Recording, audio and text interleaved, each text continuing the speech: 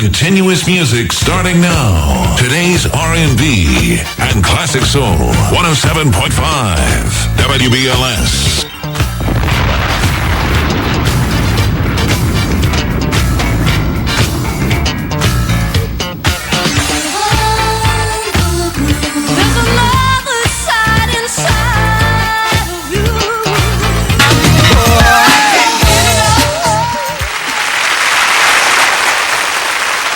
Hey, baby. It's the Wendy Williams Experience. Half the show today was a best of show. I slid in and did the second half of the show live from Q93, number one for hip hop and R&B in New Orleans. I am actually on my CD tour. The great thing about being syndicated is that when I visit markets where I'm on, I can just flip the switch and be on and it's all good. Tonight, I'm actually, shout out to everybody in New Orleans. Don't forget, Dream is the place to be on Decatur, right next to the House of Blues. Whooping it up with me and DJ Slab. Yep. That's what's going down tonight. And then tomorrow I'm off to Dallas. We'll be whooping it up, doing sign-ins at nothing's available at stores. I'm going to shake hands with retailers. That's what I'm doing. I'm shaking hands with retailers, and I'm going on like Good Morning Dallas and stuff like that. Then I'm going to Los Angeles, and I'll be out there for 3 days. I'm hosting parties, shaking hands with retailers, with the music, and promoting the CD. Wendy Williams Brings the Heat, Volume 1, which is in stores on Tuesday, June 28th. And I'm having a big opening day signing at FYE in Rockefeller Center from 6 to 8 p.m. on Tuesday night. So hopefully I'll see you there. Last night's pink carpet party extravaganza, I felt like a true queen. And I truly want to thank the sponsors. Thank you, Hush Magazine. Thank you, Apple Bottom. Thank you, Ray Zach Hair Products. Thank you so much, Cavassier. Thank you, Question Mark Entertainment. WBLS, flagship station. Thank you so much for your support. Shout out to all the celebrities who came through. Shout out to all the winners who won. You know what I'm saying? And all the paparazzi. You really made me feel like I've arrived, or at least for that moment. You know, Star Magazine. See, that's big. That's big to me because I read the Star and I know, to have your pick. Well, it is a soft pink moment, and even if you write something effed up underneath what I have on, I don't care. Just the idea that, I've caught your attention and I'm finally worthy of having In Style magazine and Star magazine and attention from the New York Times and attention from, Life and Style magazine and In Touch Weekly and attention from, not just BET, but, CNN and, thank you, Puffy. Thank you for walking the red carpet. Thank you for coming and having a drink. Jaheem, thanks for coming through. All the freaks that were in there, the sword swallowers, the snake carriers, the contortionists. Thank you so much, Chris Galis from the Fox New York News and Stacey Ann Gooden from the Fox New York News. The legendary Freddie Jackson, thank you so much for being there.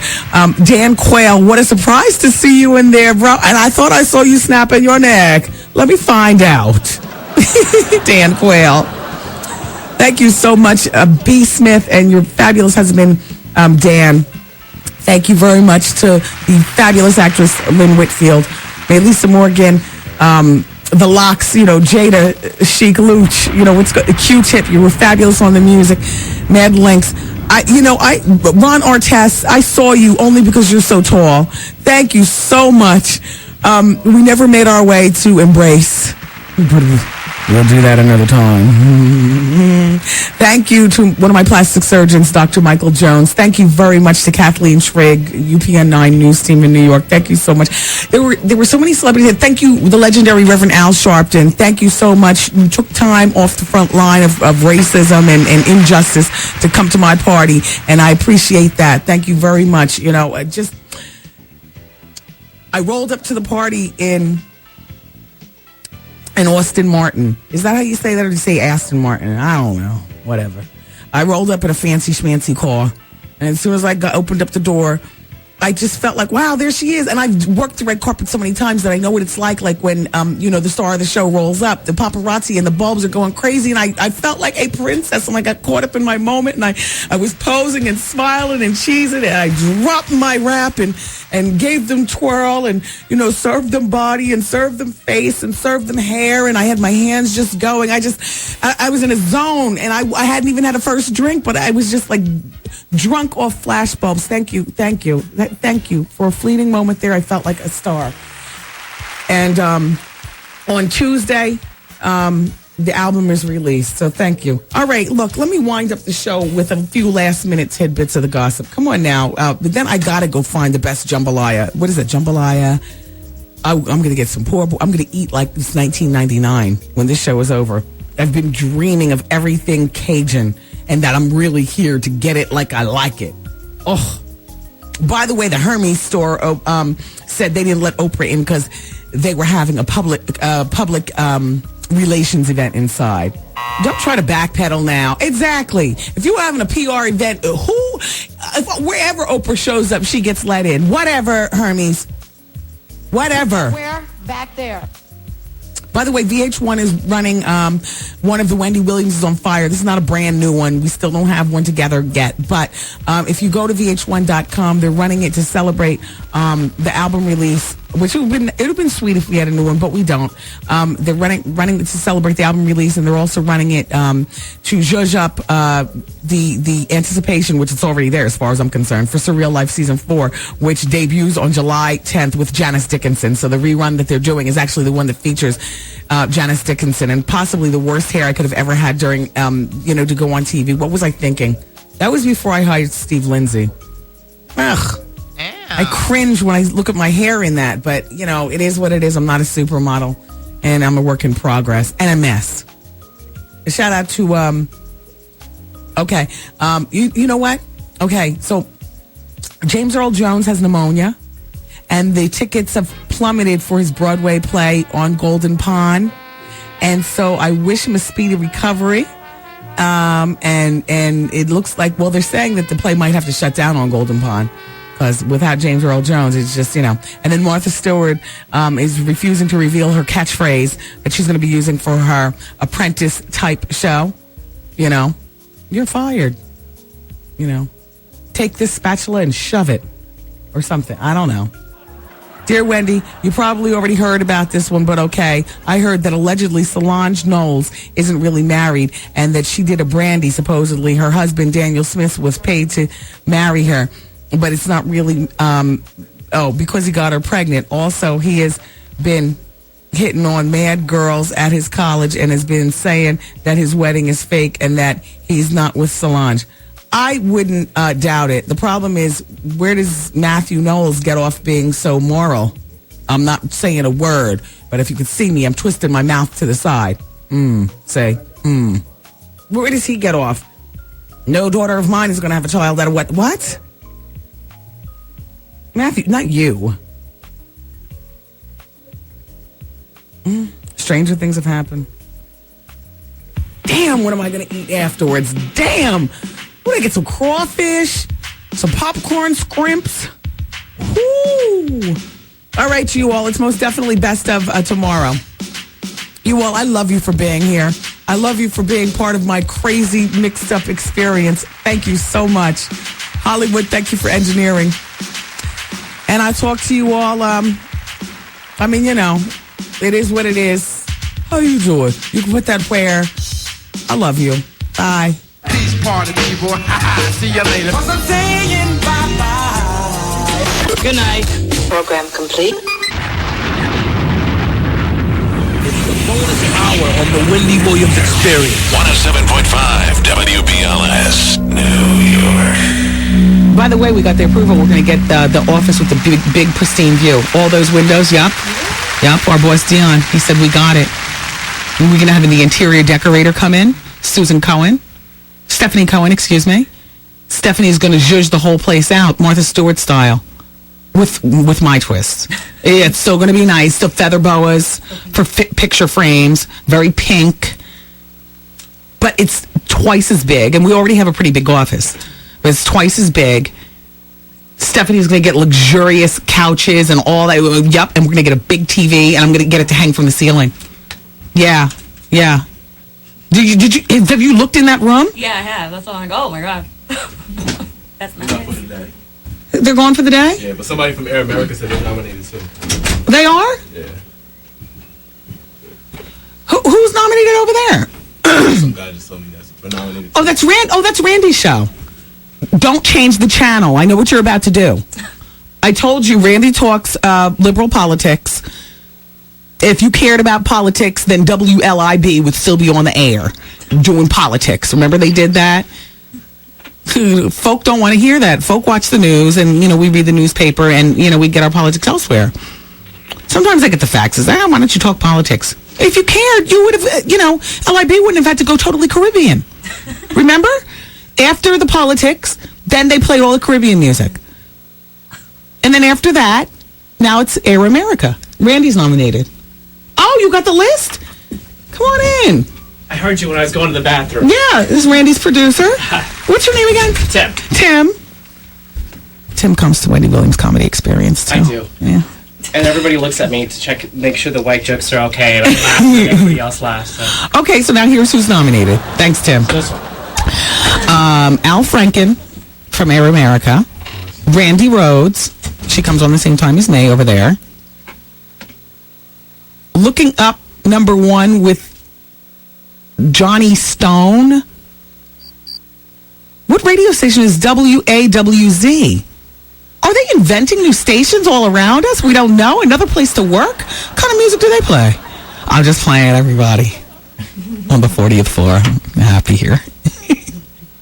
I look at new radio stations always as a new option for, when that power station opened up, I was like, oh, don't hate.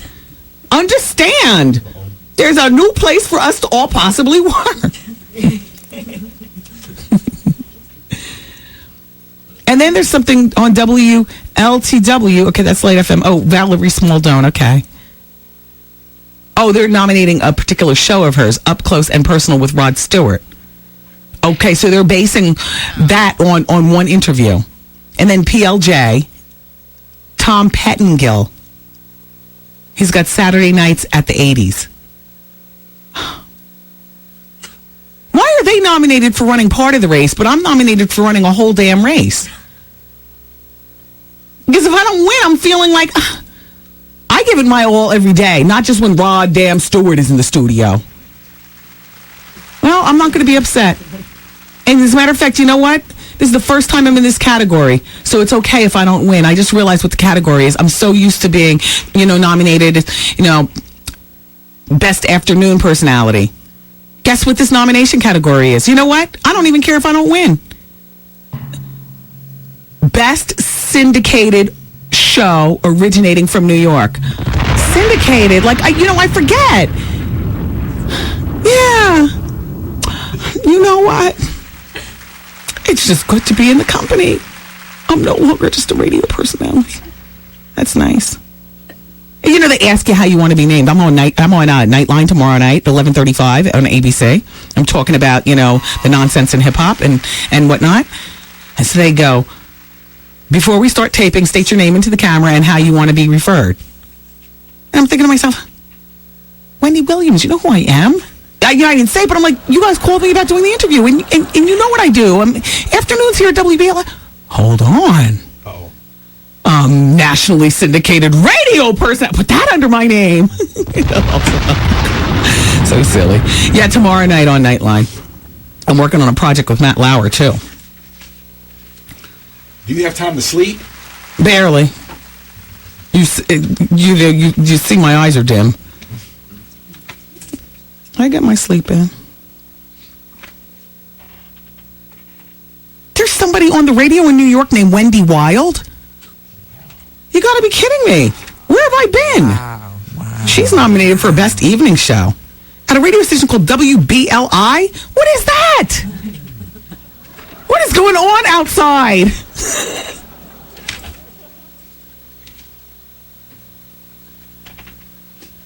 I'm just trying to look down here and see if anybody at Shot 97 is nominated for crap. Of course not. Keep the bullets flying. Keep the hip hop pumping.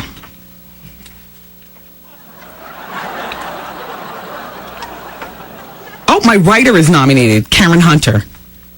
WWRL. She's on the Best Talk Show. Steve Malzberg and Karen Hunter.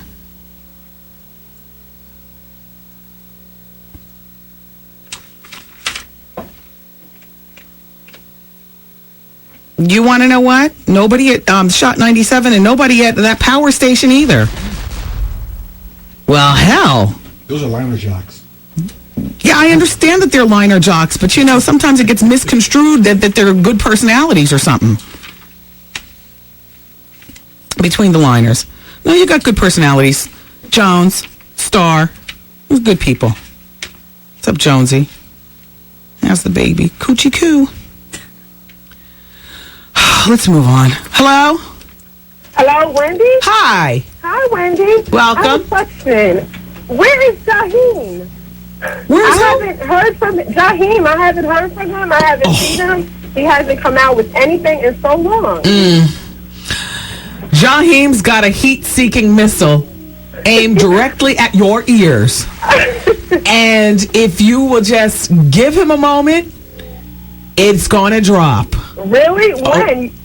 Yes. Yes. At towards the end of May, perhaps the beginning of June. Okay, cool. My birthday's the end of May, so that's cool. Yes, that'll be a birthday gift. You will be hearing something new and funky and fly from Jaheim. Oh, yes. Oh, okay, good. I'm excited. Thank you. Thank you for calling. Bye-bye. All right, bye. Hey, Jaheim. Hi, Pookie. Hello? Hi, Wendy. How are you? Oh, I'm doing well. How are you? Good. I saw your pictures up on alltheparties.com. Faith looked great. So did you. Thank you. You really looked great. The people posted a little comments and stuff up there, but you look great. Oh, what'd they say? Their comments? Yeah, they post comments up here. What, she looks like a man? What? Oh, I can go back and tell you. Yeah, go back. I'm going to put you on hold for a moment, and then I'm going to come back to your line. Okay. Put her on hold and remember what line she's on. Hello? Hello, good evening. Hi, it's Wendy. Hi, Wendy. Welcome to the bonus hour. Oh, thank you. Listen, I wanted to ask you a question. Can you tell me who Superhead is? Maybe I'm the only dummy who doesn't know who it is. She's this girl who performs fabulous professionals, from what I understand, on anybody with a penis. Oh, wow. Basically. Okay, she's like known like in the inside, like in the entertainment business? Yeah.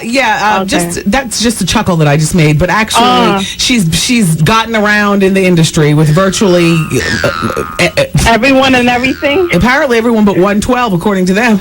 Okay. Yeah. All right. And she doesn't just do it, she does it splendiferously. Wow. Yes, her game is legendary. Wow. Right. Okay. All right. Thank you so much. I love you so, Wendy. Did I mention that she's a mother of like a 10-year-old? Oh, get out of here. And he happens to be Coogee Rap's son, a little boy? Oh, wow. Okay. Oh, my goodness. Okay. Oh, wow. Okay. Yeah, exactly. All right. Pathetic. All right, take care. Bye-bye. Thank you so much. Bye-bye. But I guess a girl's got to do what a girl's got to do. Hello. Hi, Wendy. Hi. How are you? I'm doing well. How are you? Good. Good. I got a question for you. Okay. I think it was like a couple of weeks ago or last month. You were talking about the source to the article on Angie Martinez. Which month was that? Was that March or April? That was April. It was April? Yeah, it's on Stands Now. Oh, okay. And plus, I wanted to tell you, too, I just here from Atlanta. And Gladys and Ron's, we call it Gladys and Ron's. Nobody calls it like Gladys Nights or whatever, but the food is fabulous. So if you ever are down there. But does the awning say Gladys Knight and Ron Winans, chicken and waffles? I think it says Gladys and Ron's. Oh, good. There's two in Atlanta. Okay.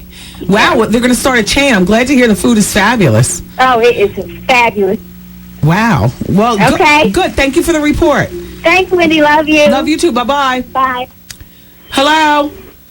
Hi, Wendy. Hi. How are you? Oh my Fine, goodness, thanks. I'm talking to you. I need some advice on a situation that's kind of crazy. I'm 20 years old, and I have a 14-month-old daughter. I've been with my baby's father since I was like 14 or whatever.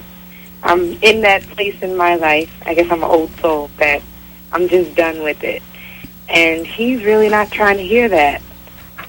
and I don't want it to escalate to a point where, like, I have to call the cops on him or he doesn't get to see his daughter, but he's just being real ignorant right now. And you're finished with him? You want the relationship to be over?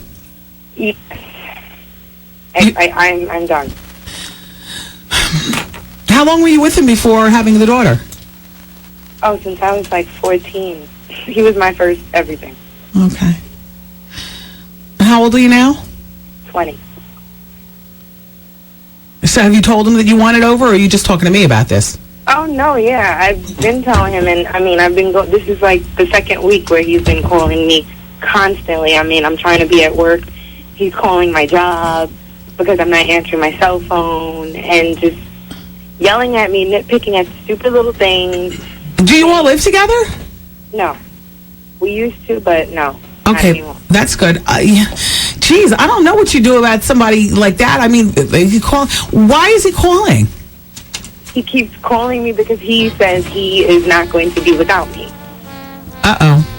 Yeah. I don't... Go to the cops. Men don't... I mean, he's not going to respect the restraining order anyway, but go to the cops.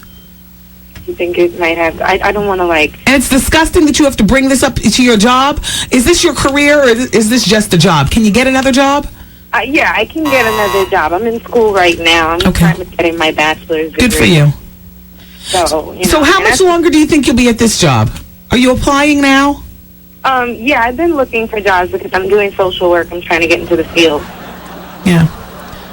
I just really didn't want to, like, embarrass my family, you know, put my daughter, I just... You know what, though? I understand what you're saying, but if he's saying that he's not going to be without you, then, you know, there's an underlying killing thing going on there. Yeah. Is he 20 also? No, he's older. He's 23. Oh, boy. Yeah. Get a restraining order on him, and I would let my family know what's going on. Let them know. And, you know, it would be embarrassing if you had to let your job know, but you want to know what? If this is causing embarrassment because he has to go through a switchboard, you might want to let them know, too. And then, ultimately speaking, they're not going to want, you know, some black woman with some Negro problems, and they're going to end up firing you. Yeah. So hold off on that one, but just understand they'll make up an excuse, but they're going to fire you because they don't want some Negro coming in there swinging guns at them, and they'd rather get rid of you than have that. Definitely. Yeah. Yeah, I think that's what it might have to come to. Yeah. Well, I wish you well. Take care. Let's go back to that other phone call. Hello, are you back? Yeah, I'm here. Okay, what are they saying? There's a picture with you and your husband. It says, Miss Wendy looks full. Shout out to KH, I guess, because he looks pretty good.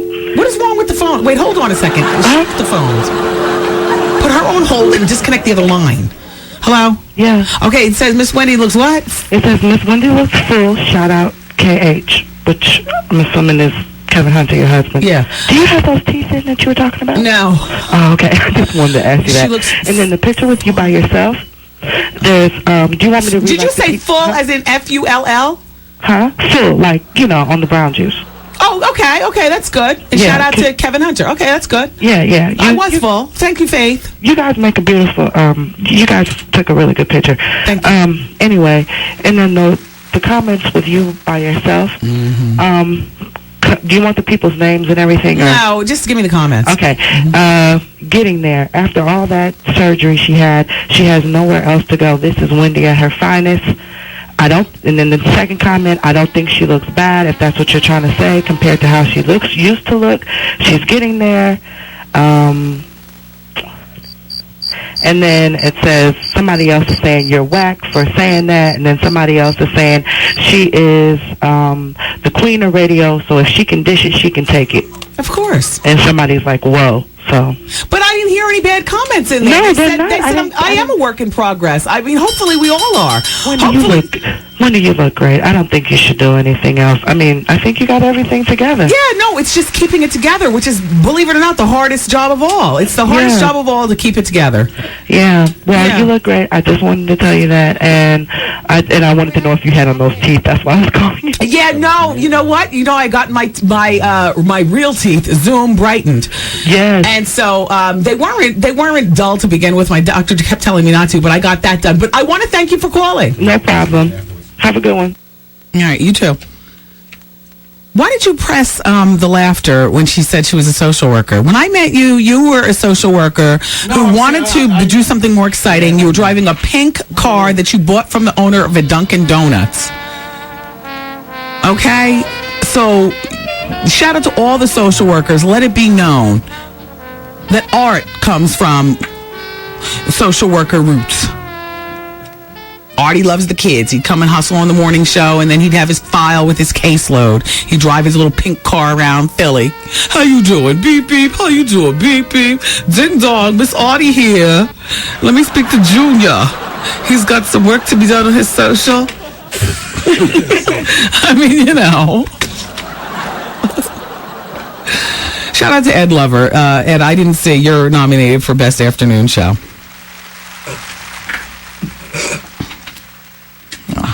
Good luck. So where do we go from here, everybody? I can't believe how gorgeous it is outside. It is. Todd Bridges and Gary Coleman have agreed to take part in a new backstage TV show. Now, you remember them. You remember them from Different Strokes. How can we forget? Yeah, of course. Well, no word on exactly what network or whatever, but it's an unauthorized story of Different Strokes. It's a docudrama. They say it's going to shock the fans who thought the stars were all one big happy family. Well, I don't think that. I think we've gotten all we need from Different Strokes. We're fine with that. Let's all move on. Mork and Mindy came on last night. Behind the scenes? The unauthorized story. Was there any drama? I hated that show. Yeah. I hated that show. I hated the Balky show. Balky's going to be on Surreal Life. You know, I'm not paying attention to him on that show. You know, I'm watching Peppa and Janice Dickinson and like that. They'll be going at it. Remember the Balky show? It's a stupid... yeah, ugh. Have you ever seen Rolanda's show on PAX? It's called The Lie Detector. Rolanda Watts. She came in to talk about it a few weeks ago, and I watched it. And I actually, you know what? It comes on the same time. It comes on tonight at 9 o'clock on PAX. So you'll be going between the WB and PAX like I do. Between the Starlight. And I really don't care about the Starlight until they get to the boardroom, because I like to see Faye Dunaway just read them and then tell them, don't call us, we'll call you. And Vivica, I love you too. My mom called me earlier today and told me that Vivica Fox is going to be the keynote speaker at the AKA big luncheon that they have. The big one where they usually get some inspirational woman. They pay her a lot of money to come and speak. Last year it was Star Jones. And I told my mother, you know, don't approach Star Jones with, oh, my daughter's Wendy and everything, because, you know, she might hook off on you, or you just might turn a beautiful day into something ugly. Just, you know, just fall back, you know, take pictures from afar, take notes as to who she's with, you know, be my eyes, and then, you know, report back. So she reported back. Star did a stellar job. She spoke, and, you know, a very good speaker. So this year, I'm not sure. My parents live in Miami, but Fort Lauderdale's right next door. So maybe the Miami-Fort Lauderdale chapter is like all in one. I'm not sure. But anyway, it's all going down in Miami, I think in May. So my mother met Vivica Fox, so now she feels especially close because she met her at Fashion Week. So she said, you know, is it okay to approach? You know, we have Vivica. I said, absolutely. I said, Vivica, though she hasn't been on this radio show here, this one, I consider her a friend of the show in a weird kind of way.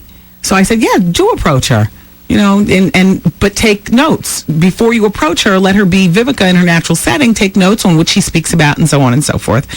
And then you can approach her. And ask her when she's coming on my show, I told her. Put that where? Back there. All right.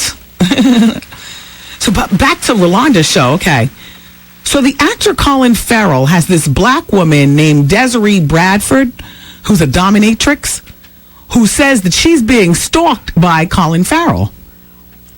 Now, according to sources close to this PAX show, oh yeah, it goes down on Rolanda's show. I mean, you need to check it out.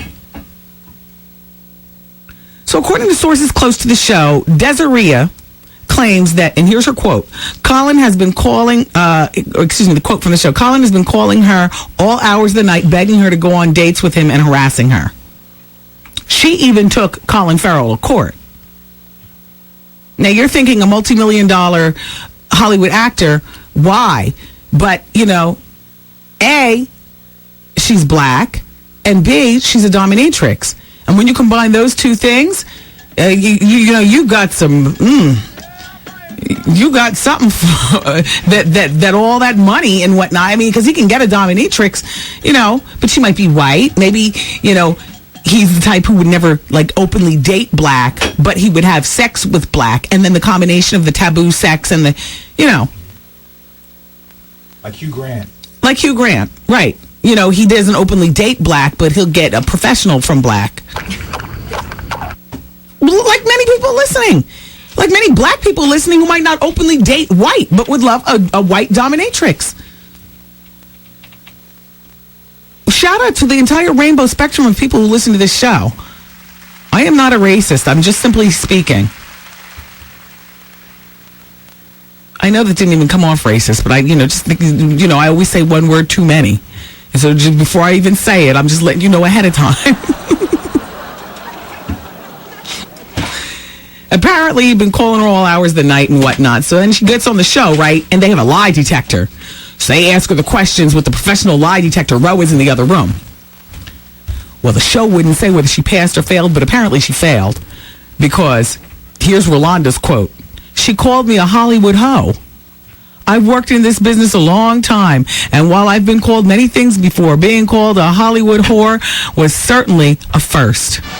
And then she stormed off the set and refused to take the lie detectors. You know, the show is called Lie Detectors, and they provide transportation. Refused to take their transportation back to her house. So maybe that one will come on tonight. That's at 9 o'clock on PAX. Michelle Williams from Destiny's Child is going to be on the cover of the Christian magazine called 12. Do you have any idea why they call the magazine 12, Art? No idea. There's nothing biblical? I know it's 10 for the 10 Commandments, but what are the extra 2? The 12 disciples? Okay, maybe it is. Thank you, Art. Hallelujah. Right, that's very good.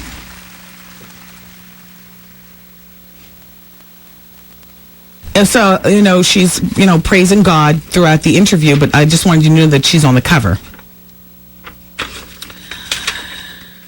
What else do I have for you? Oh, by the show is almost over? No, we got to do some bills.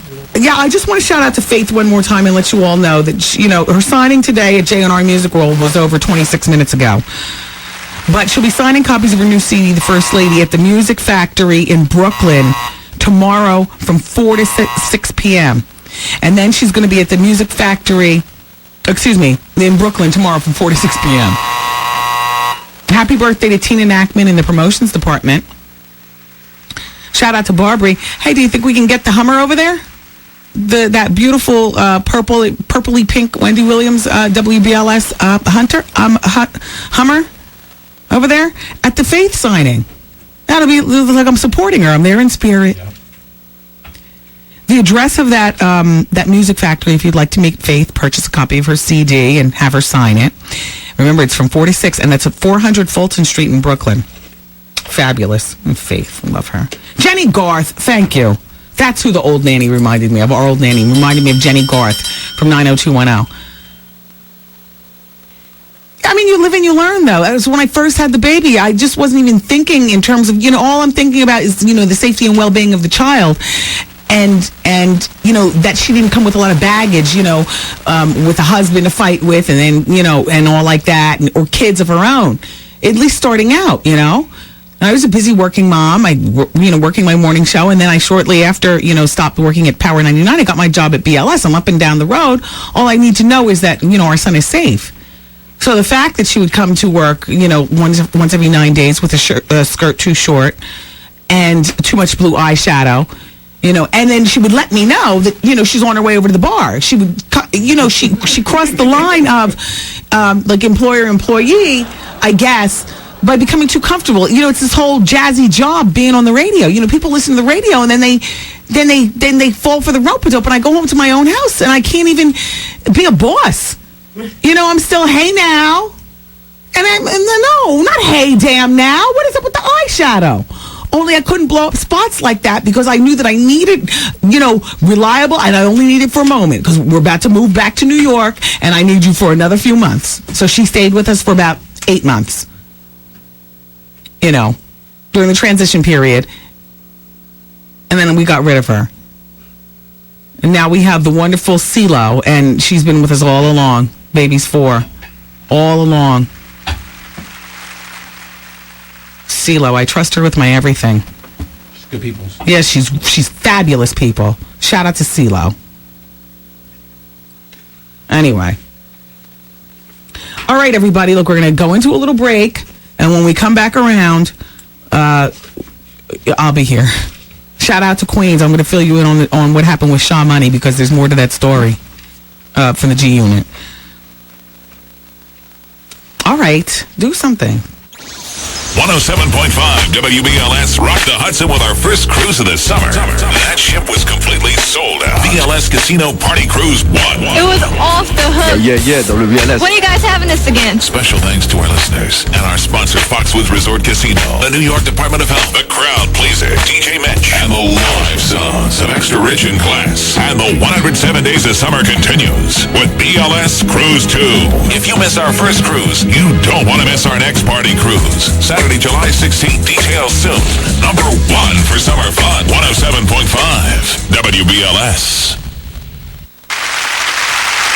Dr. Janine Downey. She's my dermatologist. I was just over there today.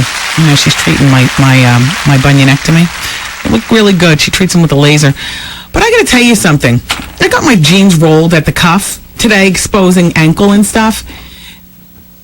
I mean, I've never had scars on my legs and everything. I got this eczema on my lower legs, like literally on the lower part, like closer to the ankle than to the knees.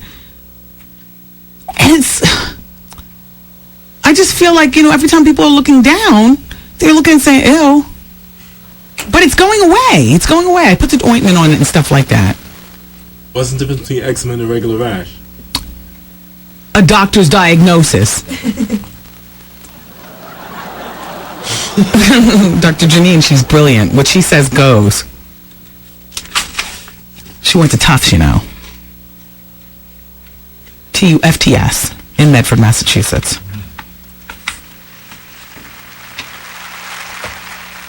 Dear Wendy, please don't put people down who managed to listen to your whole entire show. Also, what did I miss on your Faith Evans interview? Please fill us in. Fill us in on all the dirt. P.S. Or just fill us in on the interview, for crying out loud. That's signed Sweet Baby in New Jersey. No, Sweet Baby. She's Sweet Baby's talking about yesterday when I said, people who listen to the entire show. Damn. I mean, I do appreciate that. But when you don't miss, when I say listen to the entire show, it's one thing to have it on. But I know damn well you're not hanging on to every single word. Don't you have to do stuff in between? Because I don't want I just don't want any old listener. I want productive people in the audience. I would think that the WBLS sales department wants productive people too. That's why we run these commercials, so that you all have money and you go out and you support our sponsors. Now, if you're just sitting and just listening to the show and doing nothing else. Those are part of the cult following. That's how he stopped. Yeah, that's what I like. You come in and out. You have it on the whole time. But, come in and freeze, and then you have to go and you have to do something. Then you come back. Oh, hell. However you listen, I'm just glad you're here. Who am I to complain? Hey, you know what? 1 in 5 teenagers' parents are engaging in oral sex. How do you like that? And the boys are doing it to the girls more than the girls are doing it to the boys. Hey. The median age of these teens is 14 and a half. They would rather have do oral than have intercourse. This study was done out in Chicago, and it's a U.S. Study. They say the 1 in 5 U.S. teens are doing it like that. They say adolescents believe that oral sex is more acceptable than vaginal sex for adolescents their own age in both dating and non-dating situations. Oral sex is less of a threat to their values and their beliefs. That's white kids, No, I think that's spilled over. It's like people say, e-pills. Remember, drugs, that's white kids. No, drugs, that's everybody.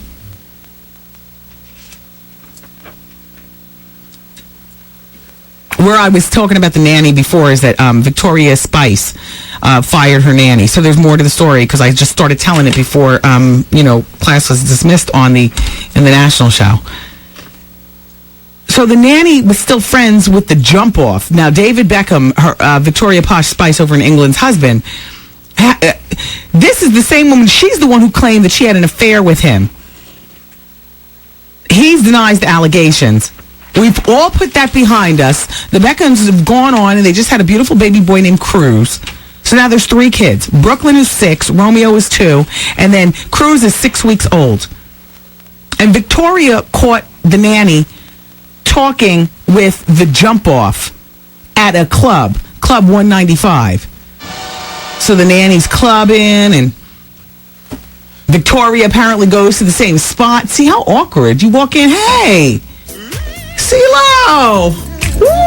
What you doing in here? Who's looking after little Kev? Or whatever. Even if little Kev's not here, it's just kind of like just weird. She loves Brooklyn and Romeo and now little Cruz, but oh well. The nanny loves the kids. Oh well. Let's move to the streets. Uh-oh.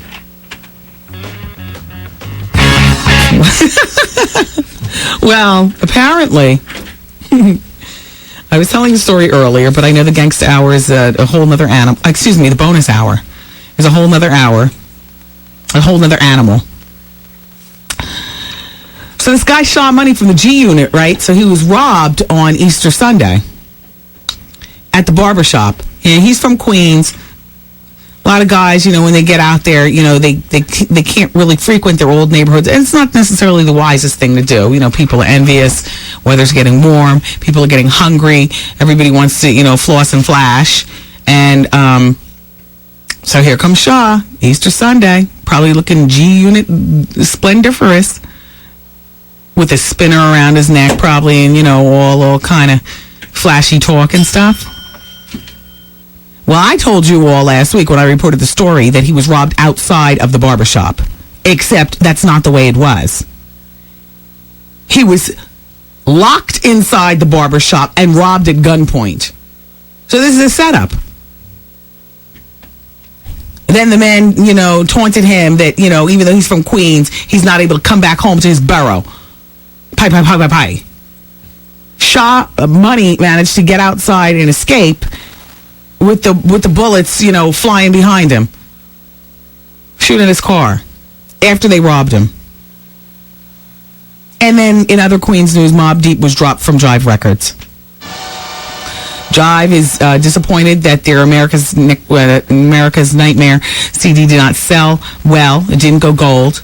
And they're also saying that Mobb Deep doesn't fit into the roster lineup there at Jive Records. Justin Timberlake, Britney Spears, R. Kelly, Usher, and Outkast.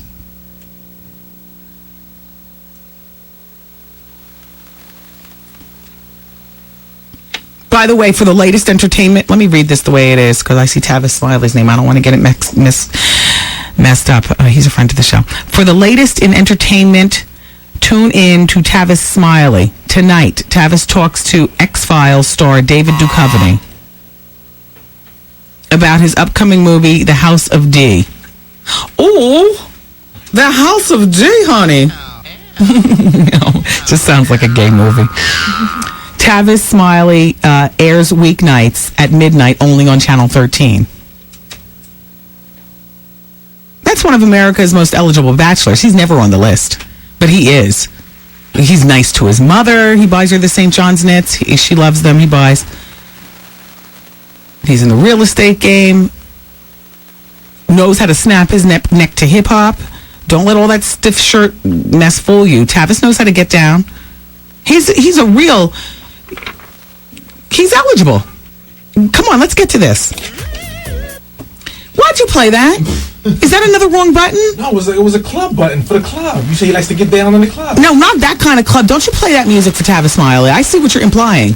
You're just jealous.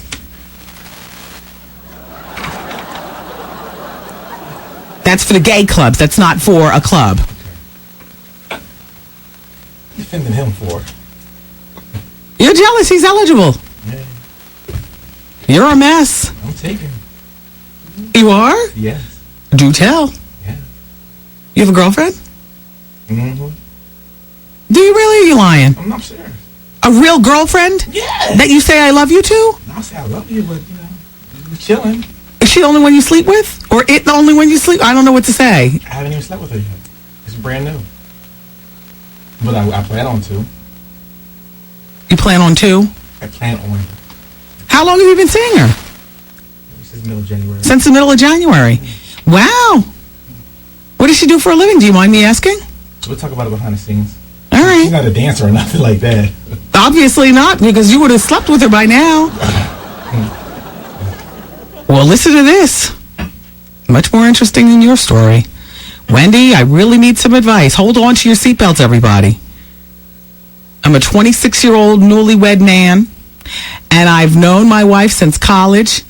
When I met her I met her while working for her father. Her father is a very wealthy man. He's single because he divorced the mother and lives very well in multiple homes. The works, Wendy. He has a staff of servants, the whole bit. We've been married for 4 months now. And, well, Wendy, she's accustomed to the high life. Gucci, Louis Vuitton, the Short Hills Mall, all that type of stuff. I was never a man of means. I always had to hustle to make my way, make ends meet. But was lucky to marry into a rich family. But here's the dirt. To support my wife and her shopping habits, I have sex with her father for money.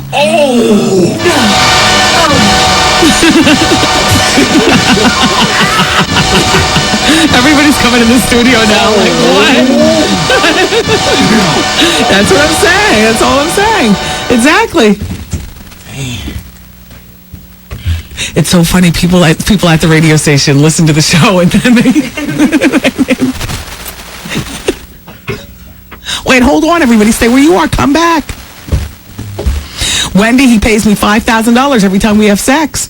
The first time this happened was before we were married. One night he invited me over to finalize all the plans for our wedding since he was paying for it.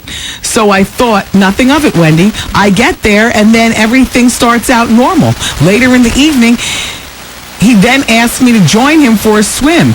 I agreed, so I get in the pool, go to the pool house, and I change into some shorts. Then he comes in wearing nothing but a thong, and I found it extremely weird. But he is a handsome man and keeps himself in shape, so I just wrote it off as okay.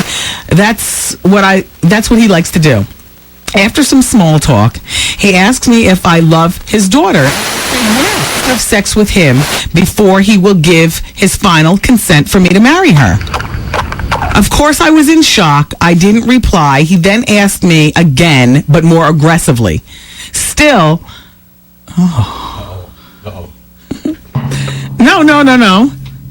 I was just picturing the more aggressive. Like, what was that? He pulled your head to your crotch? Or, you know what I'm saying? Like, how was that? He held his thong, manhood through his thong?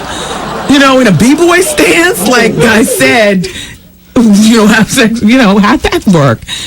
Is this a black family or a white family? Because I'm trying to drum up an image in my mind.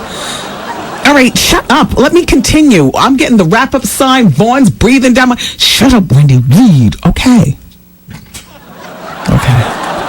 Still, I said... He asked me more aggressively. Still, I said nothing. He asked me again and giving me an ultimatum, saying that if I didn't have sex with him, the wedding would be called off. He would fire me from his company.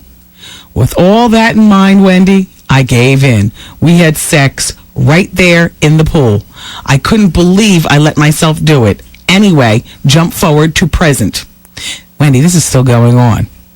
At our last encounter, I threatened to end the whole thing, but he then told me that he had taped many of our encounters, and should I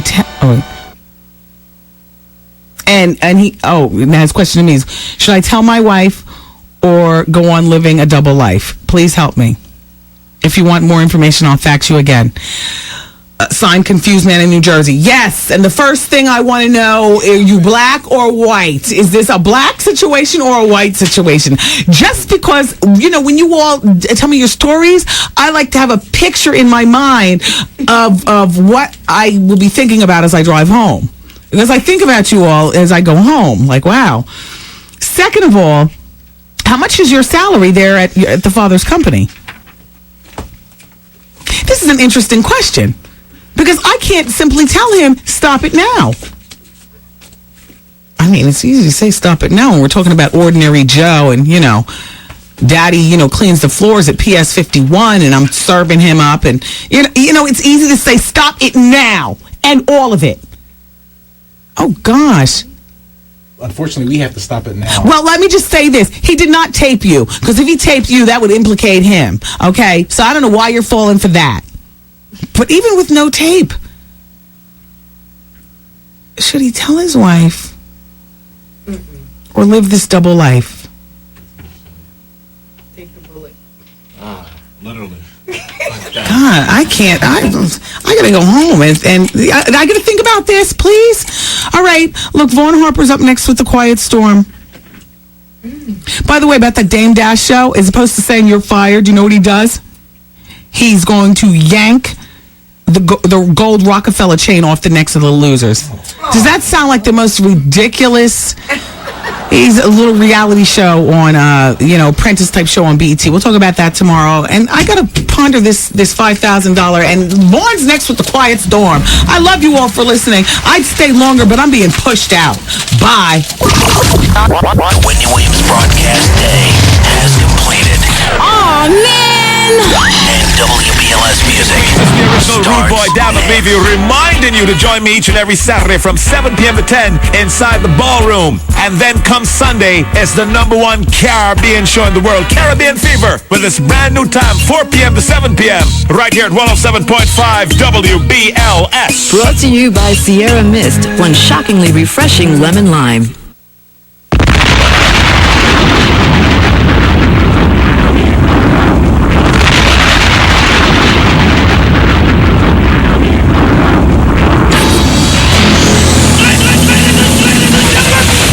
Wendy, man.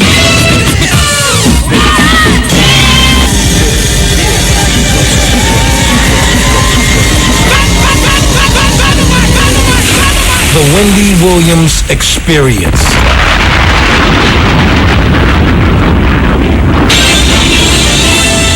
And now we're pleased to bring you our feature presentation.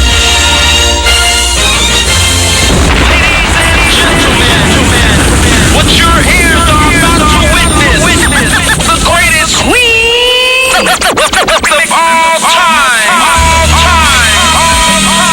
Okay, party people in the house. Turn it up, yo. Turn it up. This is it. Allow me to reintroduce this queen. Representing from west to east. Just better get it right. Y'all know the name. Wendy Williams. Been in this game for a while. I hate to brag. Ain't nobody. Hey, this phenomenal. Like the queen. Right here.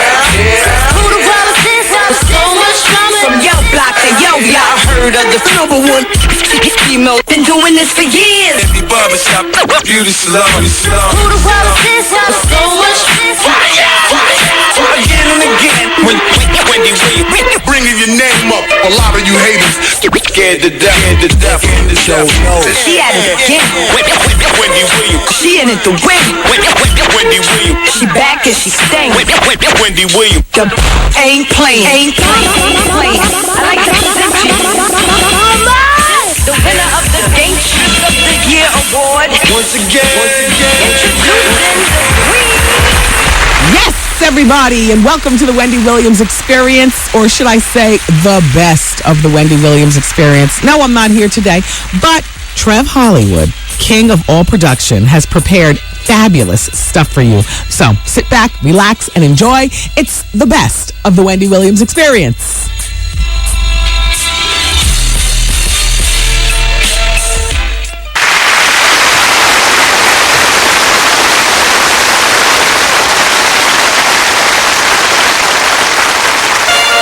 Ladies and gentlemen, it is with great honor and distinction that I introduce to you the queen of all media, Wendy Williams.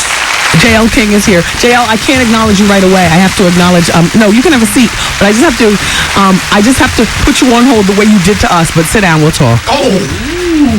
Because JL's book came out in galley form, and I read it, and I was a fan. Next thing you know, he's on Oprah, and he does New York Times bestseller, and he travels the whole country. And here his book's been out for 3 months, and he's finally coming to ground zero, where it all got started. That's all. Let's just talk to him. All right, let me just take you in. Here's JL King. Good afternoon. How you doing? I'm glad to be here. I'm trying to soak you in, and I wouldn't soak you in as a heterosexual if you didn't tell me.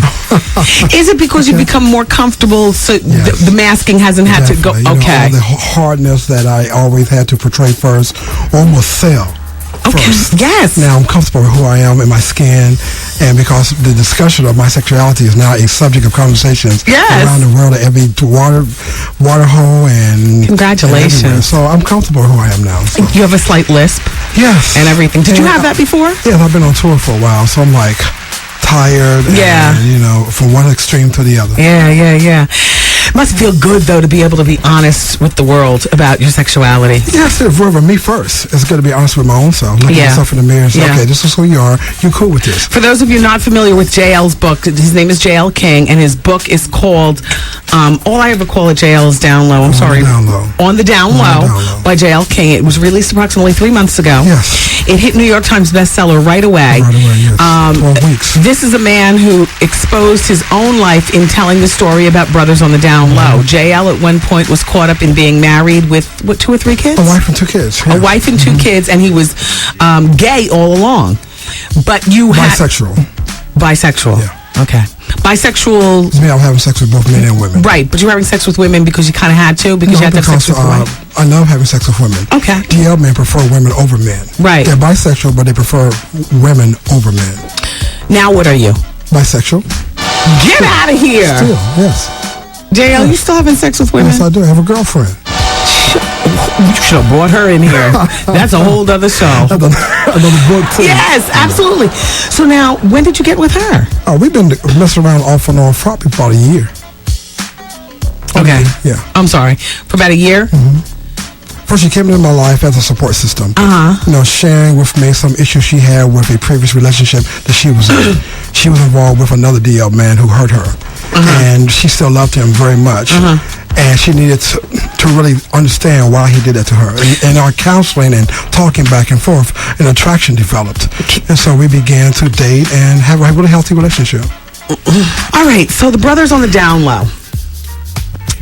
Your definition of on the down low man is a man who prefers to have sex with women, but does have sex with men. Right. I try to make this as simple as possible when I do my presentations, because a lot of black folk are confused about sexuality right now. Yes. They're asking, what is gay, what's not gay? Yes. What is this DL thing? Does it mean that you're gay? Does it mean that you're homosexual? What does this mean? Does it mean that you're gay if you're on the DL? You know, gay is a lifestyle. You know, my executive assistant is a gay man. But across the country, a lot of black gay men are no longer calling themselves gay. They're calling themselves SGL. That's a new term now. What is that? Same gender loving. Okay. This means that they don't want to be gay because they're in denial. No, no, they're still gay and not having sex with women, but they associate the word gay as a white term, almost like selling out. Oh, gosh. And so a lot of black gay men who are comfortable in their skin, who are not having sex with women, who are still your typical gay man, are no longer want to be labeled as gay. Do you think a woman is settling when she gets with a brother on the DL? Because I do.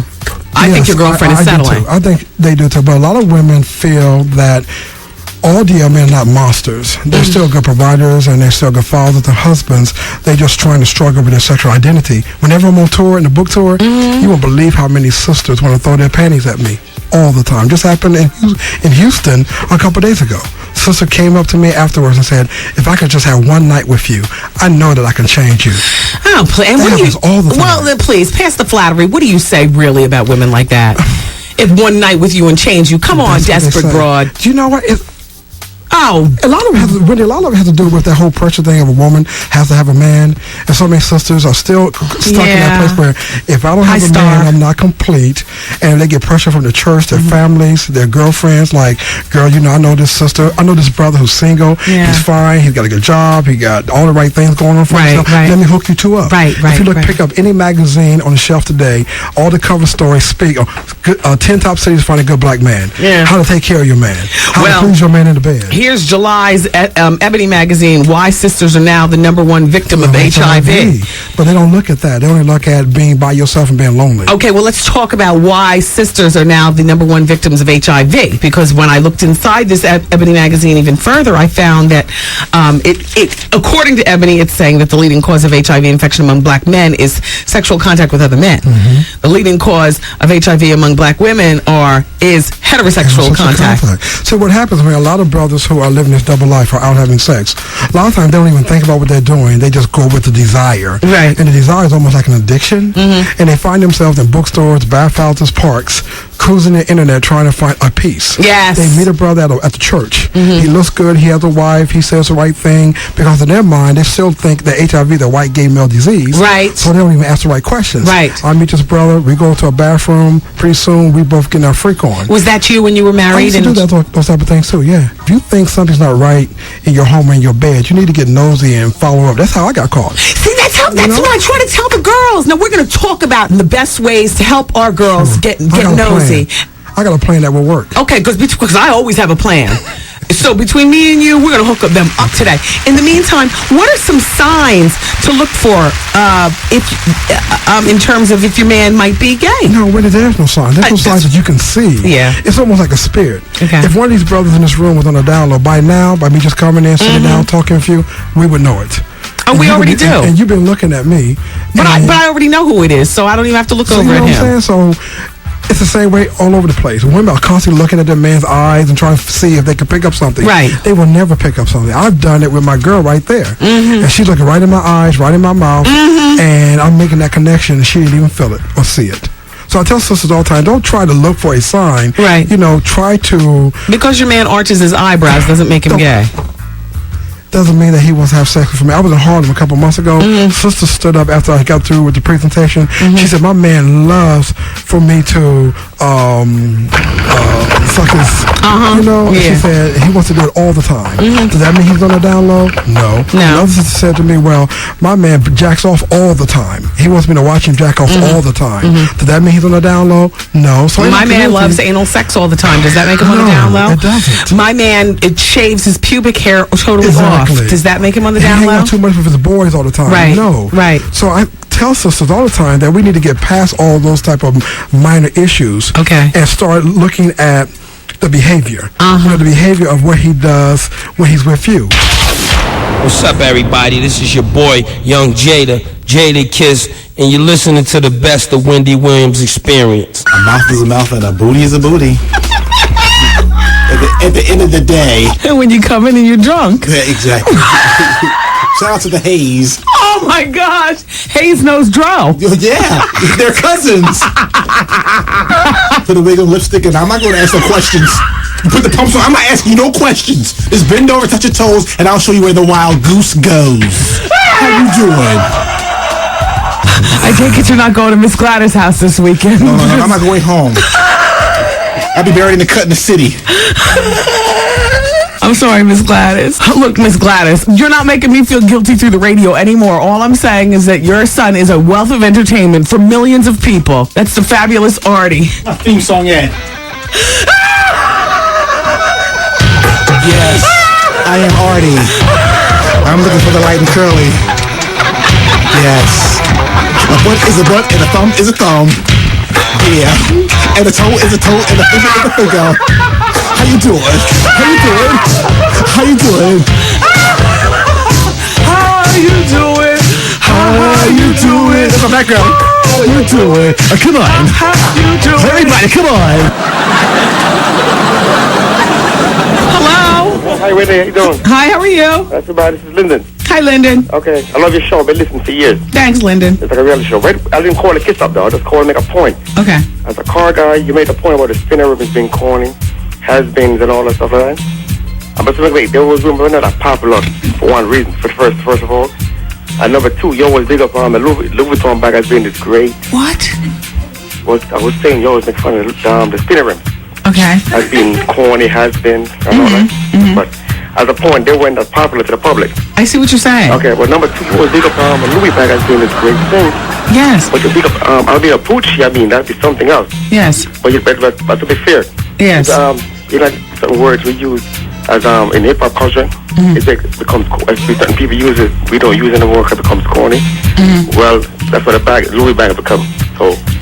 Oh, I understood that part. Louis bags have become corny. Yeah, and you big it up all the time. You always say this is it. You know what though? Not anymore. I haven't picked up a Louis bag since that damn Murakami bag. You know what I'm saying? I'm not getting that cherry bag, and I no longer believe in bag of the season. Okay, I mean a Pucci. You always that big brand to big that up too. Yeah, and I was saying you got to be a Pucci. I mean it's exclusive. Nobody really has that. I mean, nobody knows about that too much. Average folks, I should say. Yeah. And I would say, but that's why I'm a comment. As a car guy, I defend that point. You know, they're still exclusive. There's still a nice one coming out. And people can't afford it. Hold on a second, Lyndon. Hold on. Okay. Look, you all. I didn't understand a word he's saying. Wow. Yo, your boy Baby Sam and I'm here chilling with my pretty Wendy Williams. Skin, you hear me? Yo, did you catch this flashback? Hey, Wendy. Hey, sir. Listen, I'm a foster child. Let me start out by saying that. I'm 32 years old. I've been with my girl for 8 months. I never met her parents. Never met her family. I met them last night. Her mother is my birth mother. Shut up! Because if this was a fact, I wouldn't read it. I think you were lying. No, I'm not. Okay, so in other words, you all are half brother and sister. Have you had sex with her? Yes. Ew. Oh, exactly. Look. Did she go down and give you a professional? Come on, Wendy, yes. Oh, my God. You got beat off by your sister. Yo, did you go down on her? Yes. Oh, Lord. You've been with her for 8 months. That's a lot of sex. Yes. Oh, damn. So what is your question to me? I don't know, man. It's a wrap, you freak. Got him. This it right here. Miss a day, miss a whole lot. Coming through your speakers, boy. It's Wendy, man. Dear Wendy, I faxed you on Friday and you ignored my fax. I want to know about your surgeon on whether or not he does butt lifts. Please don't ignore my fax. Signed, still pregnant and sexy in Brooklyn. Well, yes, pregnant and sexy. He does do butt lifts. His name is Dr. Al Memenis. I see two of the whitest girls in the world coming in the room right now. You chicks are the whitest chicks I expected, like the Wigger effect. Come here. One of them has on a G-Unit t-shirt. She does. This is how you guys, this is you guys promotional. And G-Unit sneakers. Yeah. And G-Unit sneakers. These are you guys, wait, pull up your microphones. Okay. All right, the girls are in the room. We have your book, so if you could... I'm a really Sure. good fan. I don't know if you could spot it. Becky, wait, no, pick up the mic because nobody can hear you. Sorry. No, it's okay. It should have already been done, actually. Wait, okay. Hi. There you go. Okay, so it's Albertina Rizzo and Amanda McCall. What's up, everybody? Real quick, the girls stopped by to promote their book called Hold My Gold, A White Girl's Guide to the Hip Hop World. Now, where are you girls from with your prescription glasses and your very preppy gear, including headbands and the sweaters and the Oxford shirts got pearls and Pashmina. And pashmina. Yeah. Where are you guys from? I grew up on the mean streets of Central Park West. Okay. Which is kind of near the Bronx, if you don't know. Yeah. And I grew up in Soho. So do you guys come from parents with money? No, not that really. much money. I wish a little more money. I know. I wish too. Otherwise, I drive a Volvo station That's wagon. why we got to sell the book, kind of. Yeah. Well, wait, so Volvo Station Wagon is definitely not hip-hop or crunk. Now, the White Girl's Guide to the Hip-Hop World, what made you decide to do this? One of you all got involved with a hip-hop artist or a black guy with a hip-hop swing? Well, no, we just feel like it's a hip hop world, and we just want to fit in. So we were trying to help other girls, just give them advice. We're kind of like Dr. Phil, except less fat and way smarter. And with nicer hair, too. Yeah. All right, so in your book, you give hip-hop vocabulary and what it means to regular people. Now, what are some of the things that the white girls get confused about? Well, it's a really big problem for white girls because what they don't realize is that if you walk into a party and you say something like, yo, I'm going to puff fly some soggy endo, automatically people will like you. That's what they don't understand. Yeah. So if you know like 4 or 5 vocabulary words, like, she's a straight stunner, I love her cardigan sweater set. If you say that, you're automatically like Crunkville. Yeah, you're real. Living in Crunkville. Yeah, even. totally. A citizen. We used to live like a really whack lives, but now we're really crunk. Yes. Now, As you can see. do you go to hip hop oriented parties? You know, we tried to get into a Lil Jon party once, and he actually gave Amanda the finger. He did. We have a picture of it. Yeah, actually. and then I guess we weren't invited. Yeah, if anyone out there knows any hip hop parties to invite us to, we'd love to go. Wendy, if you can actually get us into a hip hop party, that's But we can't seem to manage to get into can't any. get in. Yeah, it's kind of weird. I am absolutely stunned. So most of this is a joke, right? What? No, you know what? This is a very tongue-in-cheek book. It actually is it's a very cute read. It's one of those books that you don't necessarily read it like when you pick it up from cover to cover. You leave it on your desk, and then It's a bathroom book. Exactly. You go into the bathroom each time, and you read a little bit more, and you kind of chuckle. Do your parents approve of you all being so gangsta? Yeah, totally. Yeah, my mom actually gets up and says, you know, my daughter's a straight thug, and I love her for it. Yeah, they're really accepting of it. I mean, it's been hard sometimes, just because my mom listens to a lot of Paul Simon, but we're trying to get over it, and she has been listening to Snoop lately. My mom loves you. Yeah, we all love you. And then what would happen if you girls brought home a black thug that you're in love with and that you would like to get married to? If he was down with hip hop, if he was down with hip hop, my parents would be like, totally down with him. Okay, so where can people find this book? They can find it at Barnes & Noble or on Amazon.com or at Urban Outfitters. Yeah. Which is pretty big among white girls. Yeah. And pretty much anywhere that books are sold. Well, thank you very much, girls, for coming in. Did you enjoy my book? Oh my God, very we much. love it. Very much. Now, I don't know the difference between who's Amanda and who's Albertina. I'm Amanda. Okay. I'm Albertina. Amanda, how tall are you? I'm 5'9" 3/4. Yeah, you have a very long torso then, because I'm 5'11", and I'm seeing you're sitting up a lot higher than me. Really? What is your leg? Mine is 37 inches. Oh, I don't know how much mine is. I mean, depends on whether I'm wearing my G units or not. Okay. Which I am now. We just basically wanted to help whack white girls because everyone knows how whack white girls. Well, it's a cute concept. It's community service, really. You gotta help yourself first. What do you mean? Albertina. We're so excited to be here, and I can't believe thanks I'm meeting a lot you. for having us. By the way, thank you guys. Hey, you want to do some shout outs? Because we're about to get back to the show. shout out to Katie. Shout out to Betty in Greenwich, and shout out to Fitty. And the whole G Unit posse. Call us. We'll go for a latte. Totally. Oh, you guys are very cute. Thank you, girls. Thank you, Wendy. You're amazing. You are fantastic. And thank you for my book. And definitely, it's a cute weather. Thank you. Oh, you're welcome. You're welcome, girls. When was this book released, by the way? Today. Oh, really? Yeah, it's in bookstores today. Oh, okay, so it's called "Hold My Gold: A White Girl's Guide to the Hip Hop And you World." can also go to www.holdmygold.com to get more info, see some pictures of us with famous rappers partying, drinking for style, doing whatever. This actually isn't, you play crickets, but you know what? There'll be a lot of girls to purchase this book. Thank you. Hopefully. Yeah. I hope so. All right, girls, take care. See you later. Bye-bye. Bye. Yeah. A lot of girls like in Ocean Township, where I'm from. Shout out to Ocean Township High School, Shore Regional High School. All right. Well, let's move on. Hey, what's up? This is China Dollar Hour, and you're listening to Wendy Williams' Experience. Hey! Wendy, I've been seeing Art's name on flyers. Is he really hosting a gay party tonight in Passaic? And that's Art saying the answer would be, yes, honey. Let me work up a scenario. Play some music, like the background of the club. Miss Audie, is that you? Hey, what's going on? How you doing? How you doing? Can I buy you a drink? Go ahead. How about you and I share a bottle of champagne? Hey, that sounds like a plan. Bartender. Uh-oh. Bring those 3 bottles up to me and Miss Audie. It's going to be a long night. This is a show. Wait till we get to the VIP, man. Oh, Miss Audie, it feels like you're packing. All right, just a little bit. Oh, a toe is a toe. You better believe it. Thanks for supporting the show. Okay, then. Oh, Miss Audie, I am feeling this. The champagne is going to my head. There's 3 bottles lined up. You? Miss Audie, you trying to get me drunk? You know me too well. Oh, Miss Audie. I've hosted lesbian parties and I've hosted gay parties before, and I will continue to host them in the future. But men, you take Trev Hollywood, for instance.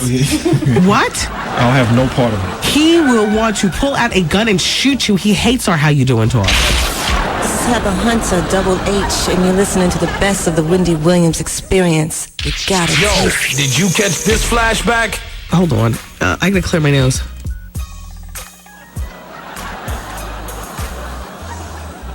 I might not make it to the Federal Lines tonight. I might have to sleep that one out. I'm a mess. I don't know why you came in today. I'm trying. Don't cry for me, Argentina. Can't you see my eyes watering? I'm crying for myself over here. I am suffering. Take me out. Take me out. Take me out. Take me out. Take me out. Take me out. Take me out.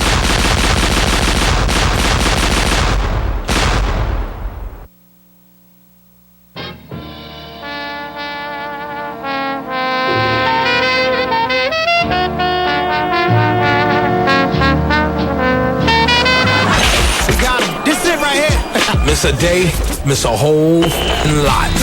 Hey, what's up? This is China Doll Journal Hour, and you're listening to Wendy Williams Experience on 107.5 WBLS. Hey! Everybody get up!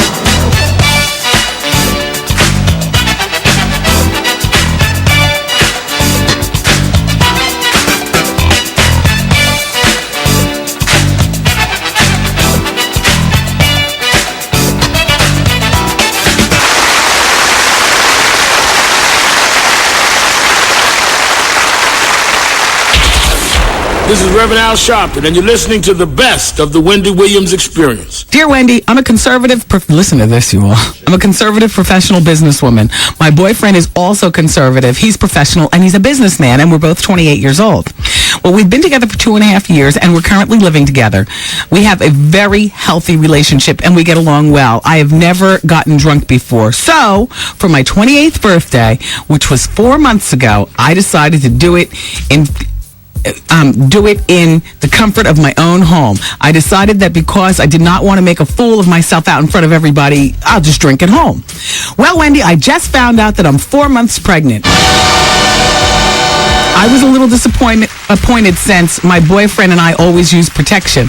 I was a bit angry with my boyfriend because he told me that he did not use protection the night that I got drunk on my birthday. By the way, Wendy, I blacked out and don't remember anything from that night. I got over it, and now I was beginning to be happy that I'm pregnant.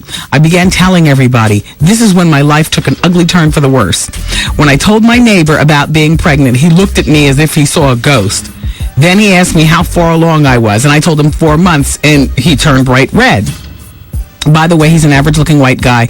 Nothing I would ever consider sleeping with. Well, when I asked him what was wrong, he said, "Speak to my boyfriend," and he walked away. Later on that evening, my boyfriend and the neighbor came to me and told me to sit down. They told me that when I was drunk on my birthday, I got really wild and challenged them both sexually. Well, we had a threesome, unprotected sex, and now I don't know who the father is. I'm devastated, hurt, and betrayed. This is something I would never do sober. I really hate myself, and I've always taken pride in practicing safe sex and having only one person at a time. My boyfriend knows how I feel about monogamy. How could he have done this to me? What am I going to do?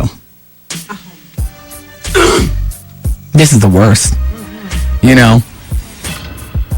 Because the boyfriend's going to flee the scene. I mean, I don't care. You've been together for 2.5 years. I don't care that the boyfriend sanctioned the threesome. He's not going to want to raise some other man's child. And, oh, gosh. And you know what? Here comes the zebra. Wow. What are you going to do? What are you going to do? Well, pray that you have a healthy baby. Already get it in your mind that you are your child's primary carer, just in case this child comes out to be, well, you know, regardless of, you know, as women, we always have to keep in mind that our men can turn on us at any given moment. And so it's up to us to work 100 jobs, 1 great job, 5 jobs, whatever. Because at the end of the day, our children only have us. And shout out to all the good fathers. I'm not speaking to you. I'm speaking to the men who cannot find it in themselves to take care of their responsibilities regarding their children. And as far as you, no, I don't call you a slut, a tramp, and a whore. But you can best to believe that's what your man's going to be calling you every time you want to think about going out and getting a drink. I don't care whether it's just to sip a little glass of Chardonnay with your own mother over at the Four Seasons at the bar. He's going to remember how you turned that night. And it's never going to be the same. And it's a shame because he's the one who helped usher in this experience. The threesome, the liquor, and the whole bit. And it's a shame that you have, to wait out your gestation to find out who the father of your child is. Oh, gosh. I hope it's your boyfriend's. If it's not, he's going to flee the scene. You know what I mean? Why is that, Dave, that I feel so sure that the boyfriend's going to flee? If it's the neighbor's child, even though the boyfriend was there at the time that she got impregnated. First of all, whether we want to mention it or not, it's the color. Ain't no black man gonna take care of some white baby, half white, half black baby if it ain't his. I wouldn't even do it, and I'm with a white woman. I snowflake. Yeah, but you take care of your stepdaughter. What do you mean? It's not. No. It is a step. Exactly what it is. It's my daughter, but it's my stepdaughter. Like if you and your wife had a threesome and she got pregnant by the second man. And if he was Oriental or something, right? And she had an Oriental baby, right? Toodaloo, I'm gone. All right. So what if the man was a black man? Well, first of all, I wouldn't put myself in that situation. If my wife got out of hand and real drunk like that, I'd be like, calm down, baby, calm down, baby. I wouldn't bring someone in there. I don't care how much she challenged me. Right. I'm not going to bring some knucklehead in the house and take her up on her challenge. First of all, she's drunk. Right. Exactly. That was stupid. Yeah. Well, welcome to the world of single motherhood, at least for the time being. I mean, not to say that you'll be single for the rest of your life or whatever, but certainly a boyfriend who's going to let this threesome go down when you're drunk out of your mind and blacking out and stuff will be the same one to walk out of your life. Even if this child is his, he might not rise to the occasion. Oh, gosh. So her final question is, how could he have done this? And what am I going to do? Well, he did it because for some reason, oh gosh, in my mind, there's a lack of respect there for you. Like you might be with him for 2.5 years, but he was never planning on marrying you. At least not at that point. That was the defining moment right there. Because what is it about threesomes? Guys don't want us to be with a second guy, but they'll bring in a second girl. Oh, I don't know. There's disrespect all the way around.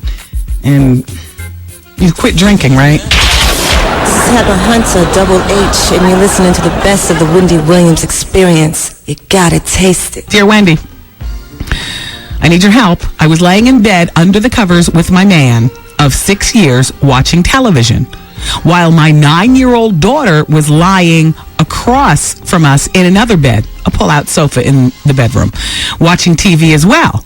I'm so embarrassed to continue, Wendy, but I will. So my man and I start having sex. No. Why are you clapping, Art? Because you've experienced this? Everybody is not as crazy as your experience is. And by the way, what you're doing by shaving dead skin off your nails with It's a pen. not dead skin. It's candle wax. Oh, you like that too? I like the feeling of it. Me too. Dead skin. Yeah. It's candle wax. I thought that was dead skin. I was going to say, damn. Your hand's that hard? Anyway, listen. So I'm embarrassed to continue, but I will. So my man and I start having sex. You know, when you're lying on the side and your man slides in. In other words, you're like in the spoon position and your man slides in from the back and he moves real slow and discreet. Anyway, so my 9-year-old daughter's head, she didn't say 9-year-old daughter. I'm just repeating the age of the daughter. So you keep this stain in your brain till the end of this facts. Anyway, my 9-year-old daughter's head was under the covers, and we thought she was still under the covers playing with her dolls. So my man noticed this, and he started pumping faster to finish off what we were doing. I happened to look up, and my daughter was peeking out from under the covers. So I hit my man, and he stopped, and he pretended that he was tickling me, trying to play it off. So she does not know I saw her peeking out, but I know for sure that she saw us. Wendy, what should I do? Should I bring it up to her, or should I just leave it alone? Am I a bad mother for doing this? I remember hearing my mom having sex as a child, and I was completely disgusted for like 2 weeks. First of all, hearing and seeing are two different things. And walking into the room before knocking and seeing your parents having sex are two different things also, because you got what you deserved, kiddo. A kid walks in the room, you got what you deserved. I think I've done that. Walk before knocking, and you saw something that disgusted the hell out of you. Get off my mommy. But Mama! Are you a bad mother? As a blanket statement, I'm going to say no, because I don't know you. Did you use extremely poor judgment in this case? And are you a bad mother in this case? Yes, the worst kind. Because you all were in it. What if it was the father of the child, though, and they were married? Same thing, but I was getting ready to say that. I said, you know what? It doesn't make a difference. Why can't you wait until the child is asleep? And make sure the excuse me. Why can't the child be in another room? Forget wait until the child is asleep. This is a 9-year-old young woman. You know how 9-year-olds are these days. That's right. This is a little girl, but in 2004, 9 is a young woman. What? They know all the 4-letter words. They know how to drop it like it's hot. Oh. They know to request the new G-Unit CD, and they want it with the curses. Ooh. You know what I'm saying? They want to look like Beyonce. This is a 9-year-old young girl, young woman. Yeah, you are a bad mom. And if I were you, I wouldn't bring it up to her.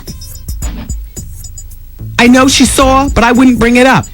I would be the epitome of June Cleaver for the next 30 days. You know what I'm saying? Like just be like a perfect mom for 30 days and then go back to being yourself. That doesn't include having sex in front of her. But you could have turned it into a health lesson, though. No, because it's not a health lesson. This is a lesson in poor judgment with a boyfriend. At least you could explain to a kid, that's what mommies and daddies do. And it still wouldn't be right. It still wouldn't be right. This is her boyfriend of 6 years, so this little girl knows this man very well. But let's face facts. This is not a husband-wife, her father situation. And that wouldn't make it any better. You know what I'm saying? It wouldn't make it any better. But I'm just saying, at least the little girl can reflect that at least mommy and daddy love each other. Even when I hear them fight at high decibels, or oh gosh, yes, you're a bad mother. Yes, what is the matter with you? I bet the sex was good, though, because you had to sneak and do it. No, it was good for him, not good for her. Oh. She liked it, too. And then what about if, goodness forbid, you guys break up a year from now, and then you bring the next man in the house, because you remember you're in the dating situation, and it's one thing to be dating, and he's been your boyfriend for 9 years. You guys are laying in the bed. Do you guys live together? Because she didn't say this in here. You know what I mean? Look, none of this stuff really matters in the big scheme of things. I'm going to answer your questions. Your question of what should you do? Nothing. There is nothing to do except never do that again. Never have sex, even in front of a sleeping child, again, unless that child is under 1. What if it's in the projects you only have 1 bedroom, though? Then you have to wait until the grandmama comes over and takes that baby for the weekend. You chose to live in a 1-bedroom after having a baby. You chose to have that baby and bring him up in her up in a 1-bedroom apartment. Or work it out in your kitchen or bathroom. That's right. While the child's sleeping. I mean, yeah, it was very inappropriate. What should you do? Nothing, except for never do that again. And should you bring it up to her? No, I wouldn't. I would just leave it alone. And your final question is, does that make me a bad mother for doing this? She says, am I a bad mother for doing this? Yes. Yes. Yes, you are.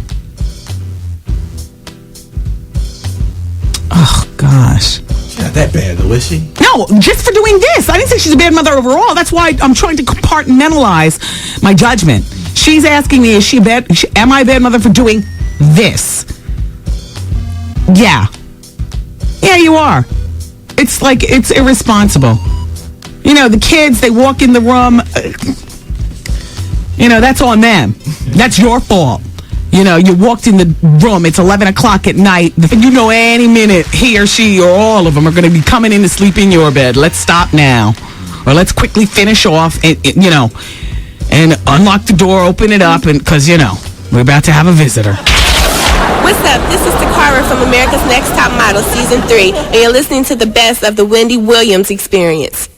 Is Wendy the greatest show on earth? Wendy Williams Experience.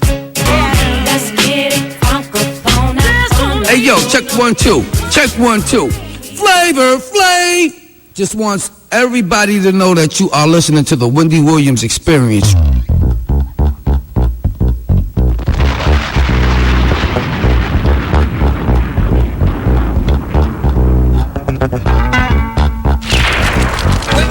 Wendy's got the heat. Wendy's got the heat. The heat.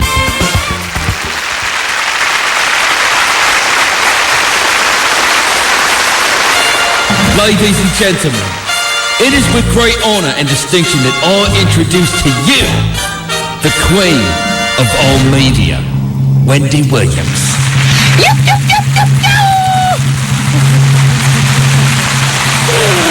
I managed to find a studio here in Dallas. You know I couldn't stay away from you all damn day. Oh, boy. Hey, Hollywood, thanks for holding down everybody with the Best Of show. But this is live, everyone. What's today's date? It's Friday, the, 24th? 24th of June. And I'm in a different time zone, but it's all good. I do believe this is the second part of Advice Hour, so let's keep it moving. And then for the Hour of Truth, nobody's coming in, obviously. I'm sitting in the studio. As a matter of fact, what radio station am I in? I'm in KKDA in Dallas. And I'm using a little studio that they've given me because the studio has the switch where I can talk to all of you all. So, shout out to everybody. Coming up, we're going to talk about Little Kim. This is a big sentencing day for Little Kim. You probably know more than I do. I know what I need. I need a fax machine here. Yeah, if I could just have a fax number. You guys, I love Texas, but I feel like I'm so far removed from you all. I know nothing. Maybe Kim's already been sentenced. Hollywood, is she in jail? Does she have the thing around her ankle? Help. Plus, we're going to talk about Angelina and Brad. I got a blind item that I've already figured out. It was passed along to me by a guy named Mr. Peterson. And also, we're going to talk about Oprah. You know, her diet guru is now giving us at-home tips for how we can lose weight like Oprah, too. But here's an advice update. Dear Wendy, I don't know if you remember me, but I'm the woman who faxed you back in February for advice. I was the woman whose husband had her followed by a private detective and later was found to be having an affair with another lawyer from a different firm in the same building that I work. My husband left me the pictures on our dining room table while he and my kids went to Florida. Yes, woman, I do remember your story. Thank you for the update. Well, here's what's going on with her now. Well, Wendy, here's the update. Soon after I heard your advice, I put my plan into motion to put my marriage back together. I talked with my husband and told him to let out his feelings. I did this because, of course, I had to know what I was in for on his part. Well, he told me he was filing for a legal separation and wanted to share custody with our 3 children. And I agreed to this, but on one condition. He has to go with me to a counselor, both separately and together. We went to counseling for about 6 weeks, and it was an eye-opening thing for me. I knew my husband was a good man when I married him, but damn, there were so much other good things about him that I just didn't know. And what shocked me even more was that my husband knew me better than I knew myself. After that session, my plan went into motion. I quit my job as a lawyer in the city, and 2 weeks later, I found one in Connecticut about 15 minutes away from my house. I had to prove to my husband that I was serious about working on my marriage. Wendy, did a complete turnaround. I was no longer a selfish woman that I was back in February. Counseling showed me, yada, yada, yada. On May 1st, I went over to my husband's house and asked him out on a date. See, because they're still separated, you all, but they're working on getting back together. We began all over again. For the past 5 weeks, we've been dating. No sex, Wendy. It's wonderful. I'm getting to know him all over again. Last night, after our movie date, I asked him to come over so we could talk. The kids were upstairs, and the sitter was there, so it was just us in the kitchen. Blah, blah, blah, yada, yada, yada. Oh, I have a fax number, too. Hold on a second. Well, Wendy, I just got a call from my husband, and I'm so happy to tell you that he's agreed to move back in and give our marriage another chance. Oh, nice. I'm sorry I couldn't read your whole fax, but nice. Very nice woman. Wow. Okay, let's move on. By the way, I do have a fax number here. It's this is Dallas. So it's 972-558-0010. As I told you yesterday, as I've told you, I'm out promoting my CD, which is released on Tuesday. Wendy Williams Brings the Heat, Volume 1. It's not me rapping or singing. It's a compilation CD of all kinds of people that I think you all love. I mean, Jadakiss and Jaheim. You know what I mean? Beanie Man and Demi and Styles P and Marcus Houston, Jules Santana and Jim Jones. Everybody's collaborating. Like 97% of it is original music, with very few exceptions. One of those exceptions, Marcus Houston. It's a beautiful song, Naked. It could be on another CD and still do well. Young Jeezy and Blue Da Vinci, Dwelly, Into You, Gorilla Black, Black Rob, M.O.P. I say all that to say I'm touring and promoting like an artist. Damn. 972-558-0010. That's the fax machine here. I'm in Dallas. I'm using the studios at K104 to connect with you all. And so shout out to Skip Cheatham. And thanks for helping me make that happen. I'm actually not on this radio station 4 hours, but they do participate in my other hustle, which is I do this segment called On the Down Low. And, you know, it's like 2.5, 3 minutes of gossip. I know in New York, at WBLS, we played it. Well, we're just starting to play it now. 5 minutes after 7 every morning. Here in Dallas, it's played on Skip Cheatham's afternoon radio program. And, anyway, let's continue. It's advice hour still. Hold on. Oh. Dear Wendy, what's up, girl? Here's the skinny. I've been dating this guy for 4.5 years. No real commitment, but we do spend a lot together. Spend a lot of time with his daughter, spend a lot of time with my son. We've been with each other through many ups and downs in our lives. It's been 4.5 years. Now we've officially ended the relationship, though, and I've been emotionally gone for the past 6 to 8 months because I've been wanting more of a committed relationship from him. So the other night, while we were in the mix, I just broke down, started crying, and told him I could not do this any longer. Of course, he freaked out, left quickly. The next day, he called me up and told me that he has to leave me alone because he cannot give me what I really want right now. Just check on my time. I see I have a minute left on the break, right, Hollywood? Yeah. Yeah, 1 minute. You know what I'm going to do? I'm going to finish this fax during the hour of truth, where let me just finish out this piece of advice, then we gossip. Don't let me down, you all. Can you please keep me connected with the rest of the Experience family and fax me? I'm in a room.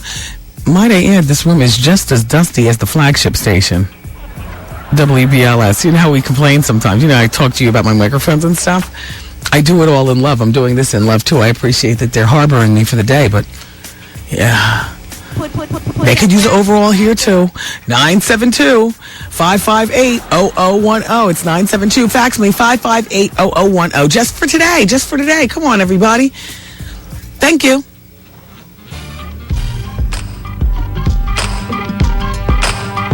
How you doing?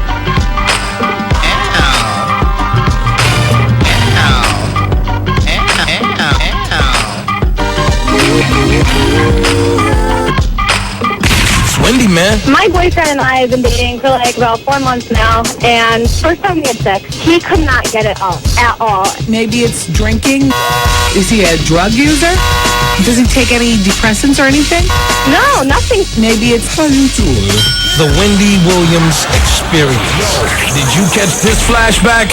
Wendy Williams and Young Dirty Bastard. With all due respect, Miss Cherry, and there's plenty of women out there like that. You sound like one of those mothers who doesn't let your boy be a man and take on a new family. Because his new family, Miss Cherry, you lived here's his family. Yeah, he has a I'm wife talking about and children. when Dirty was alive. Yeah. I mean, right now I understand Miss Cherry, kind of stepping up, but not really, if you know what I'm saying. Yeah, we just wish that she would be more of a grandmother to the children. Kids, she don't call them or anything. Kids, how do you feel about Miss Cherry? Come on, Young Dirt. Young Dirt ready. Yeah, Young Dirty definitely ready. And she's real stupid right now. Man, if she was right here, I'd beat this out of her. Oh! I'll tell you right there. Your grandmother? Yeah, my grandma. She ain't no grandma to me, so put it that way. Ooh. This is Young Dirty Dog talking. Get him. Young Dirt Dog's no liar. I guess they're going through their emotions, and this is how they feel. There's nothing that came from me. This is what she showed them. Got him. This it right here. Miss a day, miss a whole lot. Coming through your speakers, boy. It's Wendy, man. Yeah, baby. And I'm on the road in Dallas, here broadcasting. The fax machine telephone number is a little different. I want to thank those of you who decided to fax in today, which, I understand you don't want to do long distance faxing and pay for it, but shout out to Rachel in Hillside. She says that she's telling me that Little Kim's sentencing was postponed to July 8th. Damn, okay. So at least they can let her Is she free to come to the Essence Music Festival? I say come to. I just left New Orleans yesterday. That's what the whole town is like all a flap about. Are you guys going to be here for that? Aretha Franklin, Alicia Keys, John Legend, Rubin, The Roots, Dougie Fresh, Mint Condition, Tina Marie, Fantasia, Lionel Richie. You got a whole bunch of people. Destiny's Child, Kanye West, Viv Green. Just a whole bunch of Lionel Richie, Maze featuring Frankie Beverly, Talib Kweli. They really put it down for the Essence Music Festival, boy. And it is like the absolute, of course, talk of New Orleans. I was there yesterday. Plus, I'm actually on the radio there at Q93. Number one for hip-hop and R&B. But the festival is going to be, I would imagine every hotel room is already booked. I don't know. Maybe you can get something, slightly used on the outskirts of town. But it's July 1st, 2nd, and 3rd. And, I got to say, anybody who's anybody has always reserved the dates of the Essence Music Festival for something that they've done. And I'm apparently nobody because I've never been to the Essence Music Festival. As a matter of fact, yesterday was my first time in New Orleans, and I never got anything Cajun. I was there for 24 hours. That's it. But I say all that to say, Rachel in Hillside, thank you so much for faxing me about Little Kim. Okay, good, because I was nervous that the verdict was going to be read, and then we wouldn't really be able to talk about it because I don't have phone lines or anything, and I have a fax machine, but I understand if you don't want to fax long distance. It's 973. Excuse me, that's Jersey. This is Dallas. 972-558-0010. The CD's getting pretty good reception on the road, though. Last night I was doing a walkthrough at the Virgin on Bourbon Street in downtown New Orleans. And today, I've just gotten to the point of doing radio. After the show, I'm going to entertain people who own record stores and stuff. And I'm going to Chicago next week. And ironically enough, I know people there. I'm not on the air in Chicago, but I'm going to be pulling a shift at one of the local stations, a.k.a. auditioning is what I call it. They think I'm only coming out there to promote the CD. I got my Henrietta on, though. I know what I'm going to do. Maybe they'll like me enough. But do a swoop down on the whole city. You know what, though? There are some small mom-and-pop retail record stores that actually have my CD already in stores because one of the guys that I know out in Chicago told me that he has already picked it up and he loves it. And no, it's not like the bootleg. Yes, it's a real CD and like that. Anyway, let's continue on. I don't want to do the blind item that I was going to do. It was about the Felicia Rashad and Ahmad Rashad and Debbie Allen. And, for some reason, I just just let them breathe. You know what I mean? We can find other things to entertain. Plus, it wasn't really scandalous. Okay, that's really it. It wasn't really scandalous. The person was just saying that he knows exactly. Let's move on. So, Carmen Electra and I have something in common, and that is we both love fresh out the pack Hanes t-shirts, the wife beaters. Love them, love them. Here's what she says. She says that she goes through 2 6-packs a month, and she loves them. So now, would you like to also know what, or would you like to know what else is in Carmen Electra's closet? Yeah, you know what she says? They're not the same once you wash them. They are good for about maybe 2 at the most 3 washings. And then you kind of have to toss them or just wear them for pajamas or something like that because they're so thin and flimsy. But I wear size medium. I put it on, it hugs, and I love them. And they're cheap too. She's got 500 pairs of shoes, 200 pairs of jeans, 150 belts, 90 pairs of earrings, this Carmen Electra does. 70 bracelets, 30 Coach bags, 20 pairs of espadrilles, 10 pairs of Converse sneakers, and her size is size 0. Hollywood, I just heard something in my ear. Was that the ISDN line going down? Hello, can anybody hear me? Am I still on the air? Yes, you're still on the air, loud and clear. All right. It's all good. All right, because my way of testing it is to go into a cursing jag. No, please. Put that where? Back there. Put that where? All right, let me finish this woman's advice from last hour.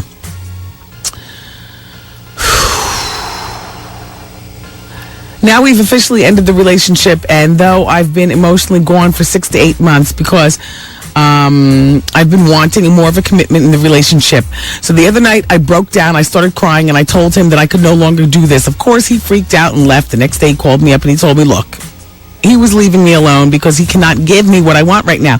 Wendy, he still wants us to stay in touch and hang out. And while I respect his honesty, I feel he knew that he felt that way for some time. So why did he wait 4.5 years to tell me? Now I feel like he felt that way all along, and he knew he didn't want anything serious from me from the start. Am I wrong for feeling this way, or am I on point? Signed, Lonnie in BK. Lonnie, you're on point, but this is as much your fault as his. You got to stay on top of the emotions in your relationship by doing verbal check. I mean, you can do an emotional check without talking, just by seeing in somebody's actions that they love you, that they're down for you, that they're madly in love with you, that they're sexually attracted to you, that they think you're smart. But every once in a while, you just got to come straight at the hip. Do you love me? Are you in love with me? 2 different things. We are still working on the path towards marriage, aren't we? Because tell me now. Lonnie, 4.5 years. And you want to know what? He just told you that we want to be friends and have our kids get together. Just so you wouldn't throw hot grits on him. Don't continue to be friends. It doesn't work. I'm sorry to hear that your daughter and your son and his daughter won't be playing together anymore. But your relationship with that man is over. After 4.5 years, you've discovered the real deal. Time to move on. And the quickest way to get over a man, although it might not be the sanest way, is to get right back in and start dating again. I think I'm normally pretty reserved in suggesting that to people, because I think that a lot of people take that so literally that they don't even stop to reflect on what they could have done to make themselves better, to possibly, so that for their next relationship, they can bring something even more to the table, and like that.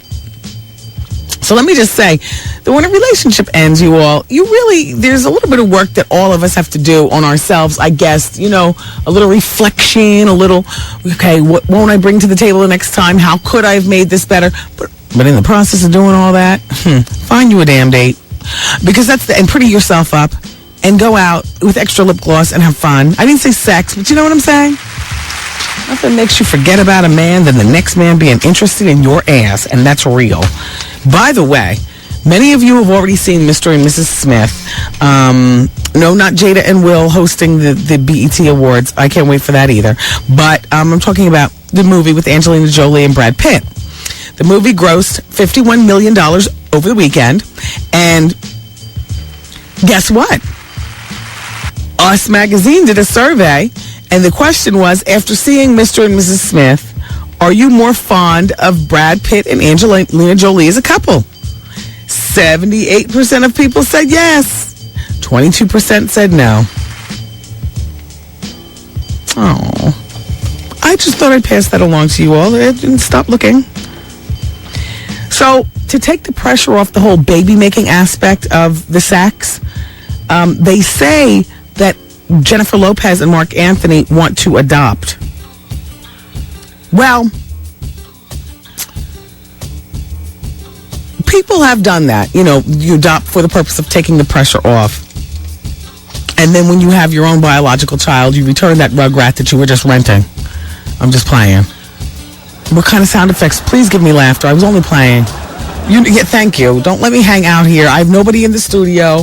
Skip is my only friend here, and he's in the other room doing his own show, Skip Cheatham. I'm at KKDA, and everybody here has been really nice. Mario. By the way, Hollywood, I'm operating my own buttons in here. I haven't operated my own buttons in years, but Mario was posted up right outside the door. But you don't have too much to do, right? No, I operated my own buttons yesterday, too. But I'm saying, what's there to do? I'm doing the majority of the button pushing here. As well you should. Thank you. No, but let me get back to adoption. Let me clean that up. I was only doing that for the purpose of being funny. You know, I have nothing against adoption.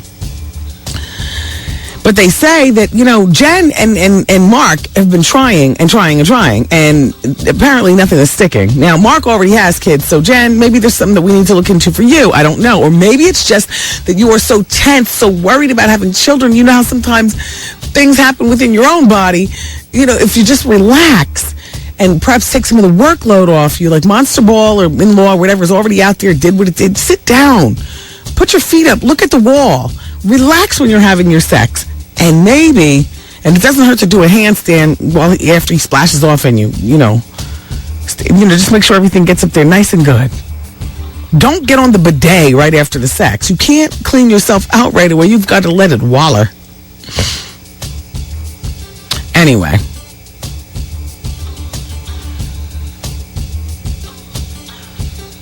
I want her to have a child. I know that's what she really wants, so I want that for her too. Can I talk to you, please, about Pamela Anderson? Can I just tell you, I think she's jumped the shark, hit the wall. I know everybody gets older. You know what's funny about this radio station? You look, it's like in a neighborhood, and you look out right there on the street, and I'm looking at a guy pull up right now. We're on ground level, and it's right on the street. Like in Philadelphia, Power 99, the radio station, at least it's in a parking lot, but this station is like right on the street. Like right across the street, there's a house. I am 10 feet away from, like if I broke the studio window, there'd be the sidewalk right there. So a dude just pulled up and he just left his car and the windows are all open and stuff. I guess they don't steal out here. Wow. I mean, it's a Nissan. They work forever. Wow. You can't go wrong with a Nissan. All right, I'm sorry. Focus. What kind of time do I have on the break, Hollywood? Somebody took my cell phone. 2 minutes. 2 minutes? Damn. Oh, I was talking about Pam. All right, let me just, all right, first of all, I have a quote, then I have a comment, then we'll go into the break. I think I've slept with everyone at least once. That's her talking because everybody talks about her. I don't take that literally. You know, I think that she's a kitschy, and I like her, and she's still a friend in my head. And we all get older. But you know what? I was at the 7-Eleven the other day over in Wayne, New Jersey. And I was picking up a cup of coffee, and I was looking at the FHN at the counter, and I'm saying, damn, Pam looks a mess on the cover of that FHN magazine. Like her face, and everything's so... Ew. Pam, that's all. I just wanted to say that. Yeah, I know you've posed a lot.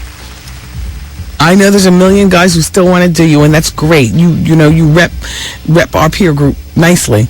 But, yeah, I looked at you in a way that I never looked at you before, Pam. And that is, what's happening right before our very eyes?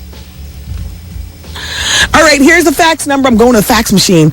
972-558-0010. And then I want to talk to you about Brooklyn Saldano. Brooklyn. Donna Summer's daughter, damn you.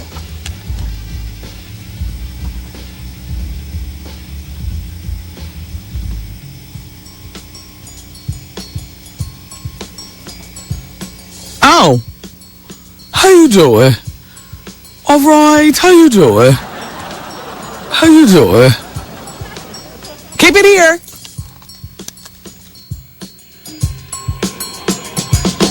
It's Wendy, man. Me and my wife have been married for 15 years. They threatened to leave. What did you do? Had a problem with drugs. You got the drug voice. Yeah. Hey, man. Just asking, what's your drug of choice? You name it. Coke? Yeah. Weed? Yeah. Crack? Yeah. Heroin? Yeah. E-pills? Yeah. Whippets? Alcohol. Gorilla? Yeah. PCP? Yeah. The Wendy Williams Experience. Wow. The Wendy Williams Experience is on the radio, everybody. For those of you who've been following along today, then you know that the first couple hours of the show were best of. I was just trying to make my way to find a studio with a switch so I could be with you good people.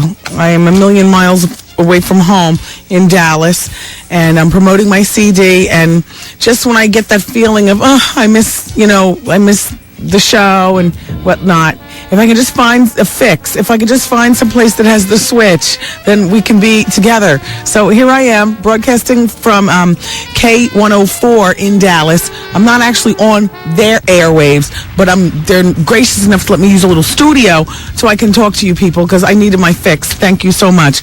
Okay, so the fax machine, so we can stay connected today, is 972-558-0010. Oh, it's the weekend. Are you drinking? That's the one thing that I'm finding that's getting in the way of being out on the road, only because the hours are so weird. Like, I have to wake up so early in the morning and stuff like that. I went out to a club last night in New Orleans. I had one drink. And here I am, the poo-poo juice woman. I had one drink. I have no desire.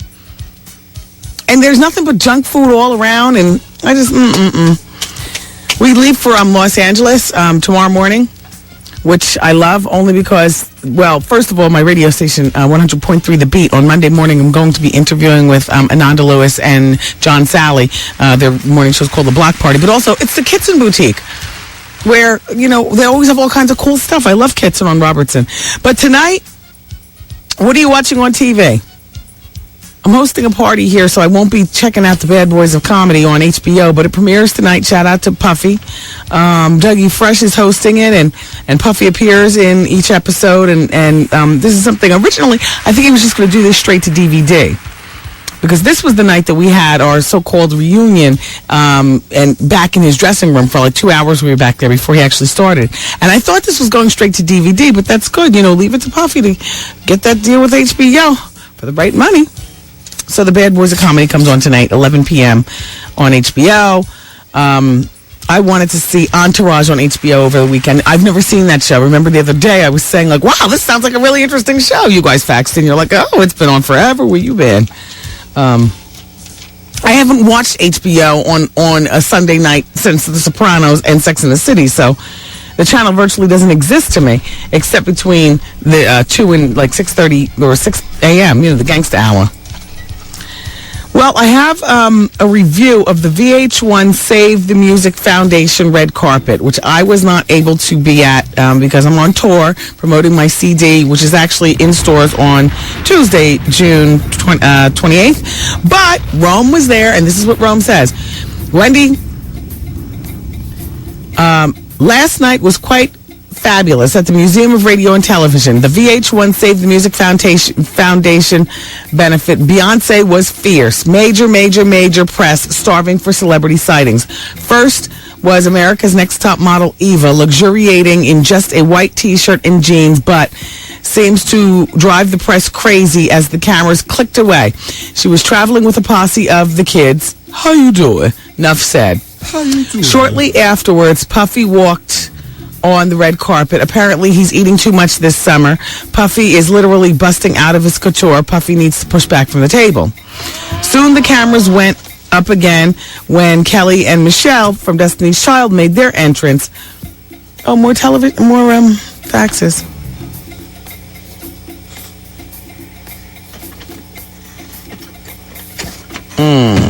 My dentist is getting on my last nerve. Can you please recommend a dentist in the city? Nope. My dentists are in New Jersey. That's the one thing, Nicole, I can't tell you. My dentist is in New Jersey. I used to have a dentist in the city. I wouldn't recommend you. And no, yes, there will be a best of show on Monday. Tuesday, I'll be back in the city, or in the studio doing the show live. Where was I? Soon the cameras went up again, and Kelly and Michelle from Destiny's Child made their grand entrance. Michelle, in my opinion, is way too thin. She needs some Roscoe's Chicken and Waffles. Kelly, what can I say? Just an adorable girl next door. Everybody seems to marvel over her. 5 minutes later, in walks Jigga Man. Cool, calm, and collective, but much shorter than I imagined. Overall, Jay-Z looked good. And for the grand entrance, it was Tina and Beyonce Knowles. Not only did the cameras go wild, but the crowd roared as she entered. Beyonce is such a beautiful, down-to-earth creature. I think she should have stopped off at Bumble and Bumble, though, and gotten her hair done before she came in. When you are as short as Beyonce is, a snatchback is not the option. I don't understand what that means. I mean, I know a snatchback is a ponytail, but what does that have to do with height? Ponytails can be quite glamorous. But thank you, Rome, because I love the spot. By the way, being that I am in Texas, and I'm only 5 hours from Dallas, let me just say, these people down here know all that there is to know regarding Beyonce, Destiny's Child, past, present, future, yada, yada, yada. Anywhere I turn, from retailers to radio people to TV people, everybody's got their earful. Oh yeah, well, I was a stylist for. Well, let me tell you this. I'm not elaborating. I'm just letting you know. Hey, Matthew.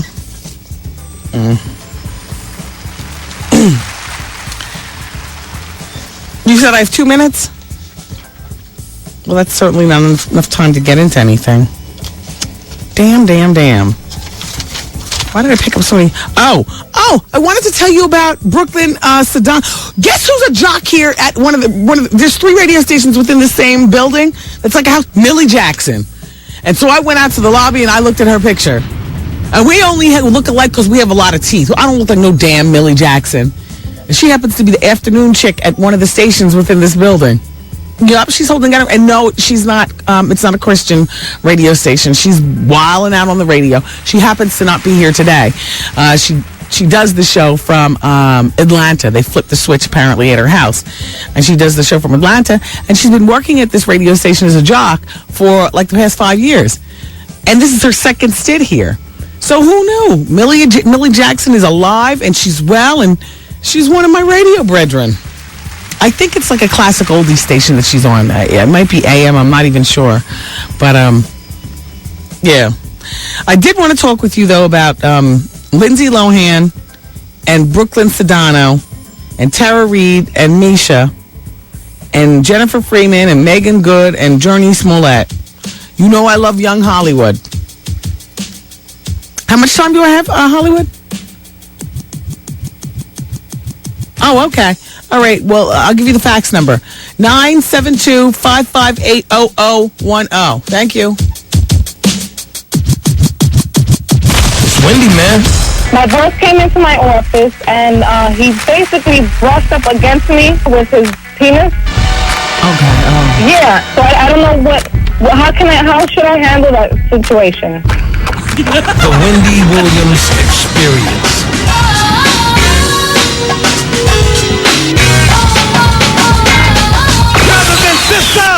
Taking it back, baby. Taking it back. Old school short shot. Yes. The rhythm, the rebel. 2, 3, play. A little play from back in the day. And me, it's Wendy, man. Wendy Williams. The Wendy Williams Experience.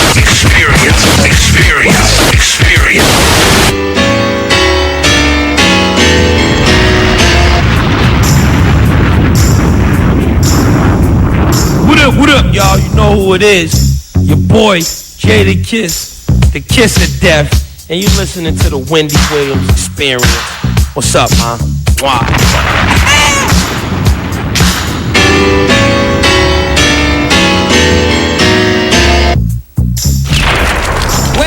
Wendy's got the heat. Wendy's got the heat. The heat.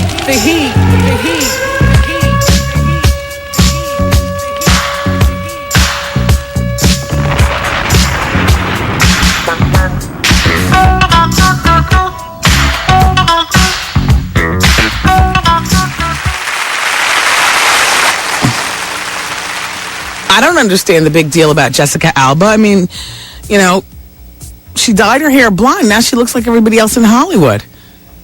Isn't she like Latino and maybe white or something like that? Doesn't she mix with something brown? Jessica Alba. Did you see her on the cover of Rolling Stone magazine? Big whoop, big deal. Happy weekend, everybody. It's the Wendy Williams Experience. Best of show for Monday, and I'll be back live on Tuesday. Today I managed to find a microphone, so this is live. Hi. But it's the weekend. Everybody have fun, whatever you're going to be doing. Ladies, I got something for you. You know, I love my surveys. 33% of women talk themselves up in the mirror before they head out for the nightlife. You know, hey girl, how you doing? You do look good. Or, damn, you need to go on a diet. Or, this is not working. You know what? Let me change my clothes. Put that okay. Well, let me see what I look like from the back when I dance. And, you know, you grab your rear view mirror and you start moving your ankles and clapping your booty. Do you do that? I know I'm not the only one. So to recap what I told you guys earlier, what I learned is that Little Kim's sentencing was not today. It's been postponed to July 8th. I could not figure out yesterday's blind item. I mean, you know, I don't find it to be a big deal that rich people travel on regular planes. I'll read it again. I couldn't figure out who it is. This rapper wrote the book on frontin'. When his album sold 50,000 copies, he would loudly proclaim, the album shipped 5 to 10 million. Throughout his career, he's been greatly exaggerating his wealth. He also knows how to manipulate the media. He bought a large amount of advertising space in a magazine and formed friendships with ad executives so they wouldn't question his exaggerated wealth or his inflated album sales. Well, a few years ago, people began to whisper that he was overextended and nearly broke. To make matters worse, he was spotted on commercial aircrafts. A man of his supposed wealth should have been traveling by Learjet. In reality, he is worth less than $1 million. Many of his fans probably have more money than him. I don't know who this is.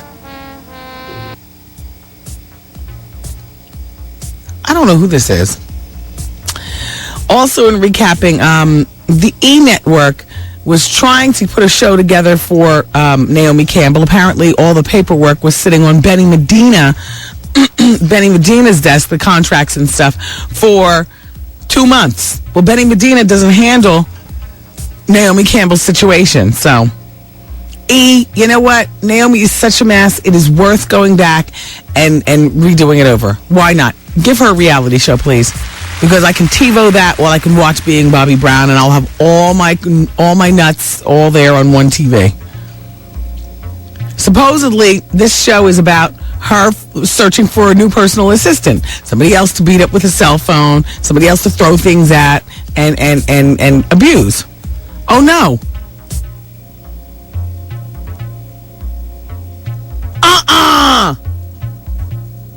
Hey, Trevor, do people hear you talking to me? Okay. No, that was all behind the scenes. I mean, I know that might be him, but the blind item I'm talking about.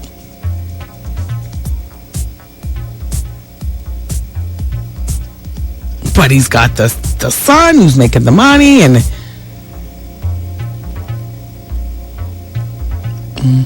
we'll have to deal with this another time. That blind item. I mean, I can see that being true. Wowzy, wow. Well, anyway, back to Naomi Campbell. E, can we please redo the paperwork and send it back to her? She's not managed by Benny Medina. Perhaps you should have done your work before faxing. Not everybody's managed by Benny Medina. And I was also telling you guys yesterday, just recapping, I keep hearing my headphones going in and out. Is that the line signal from Dallas to here? To there? Oh. Sorry. Bobby Brown has a few reasons for doing this reality show of his Being Bobby Brown. Now, we're all, this next Thursday, June 30th, we are so there at Bravo, aren't we? Of course we are. He says that he's trying to turn negative events in his life into something positive. He says, I need to do something to stay out of trouble. Too much free time ain't no good for someone like me. And now that I'm feeling healthy and off drugs, I feel like getting my life back on track. What happens when he has downtime again? Because we all have downtime. Well, I guess right now, if he is sober, then he's dealing with one day at a time. Shout out to Whitney.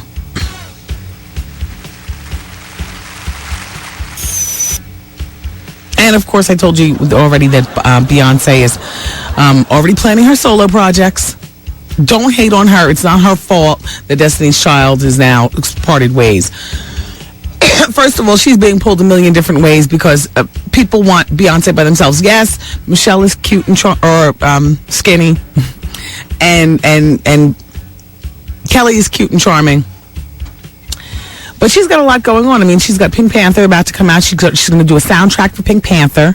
And she's also doing music for the upcoming musical Dreamgirls for the big screen.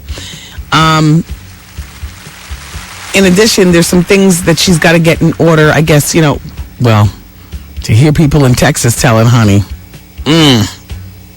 it's all a mess over there at the Knolls. And I'm not laughing. Damn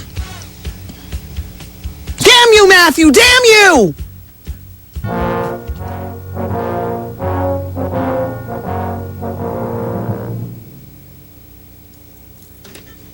Stay strong, B. Hold her down, Jay. And not just through the summer like the psychic predicted. Because you got so many women pulling at you one way and the other. So busy being busy. I can't watch 106 and Park and look at Free without constantly thinking about,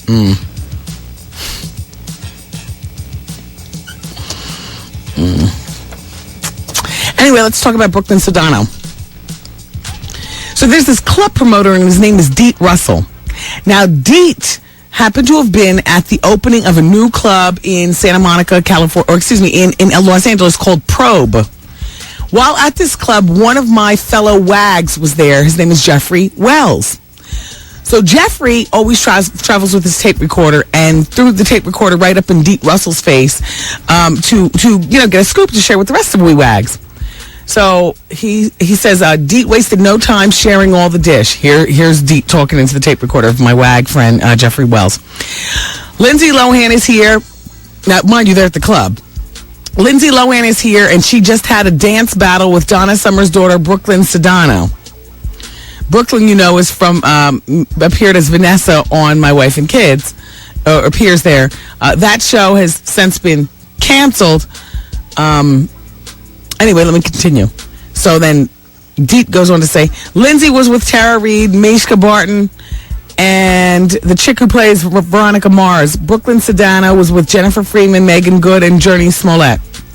One of the waitresses said that Lindsay and Brooklyn were exchanging dirty looks for about an hour. Then the DJ played some hip-hop music, and Brooklyn and her girls went to dance. The next thing we know, Lindsay and Brooklyn are facing each other and having...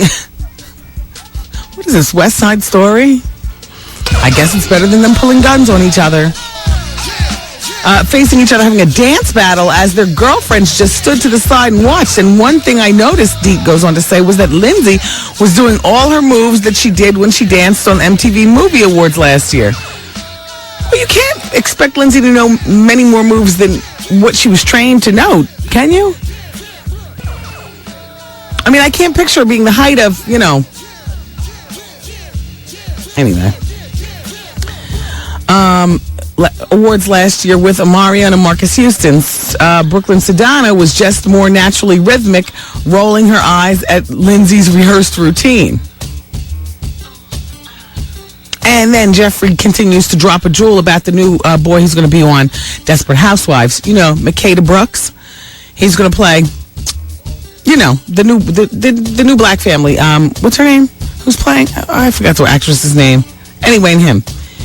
Well, Jeffrey goes on to tell us that a few weeks ago, yes, Lindsay was seen kissing and all up in his face. Lindsay, I told you that. I reported that. But he's just co-signing. They were at New York. They were in New York at a place called the Sapphire Lounge. And then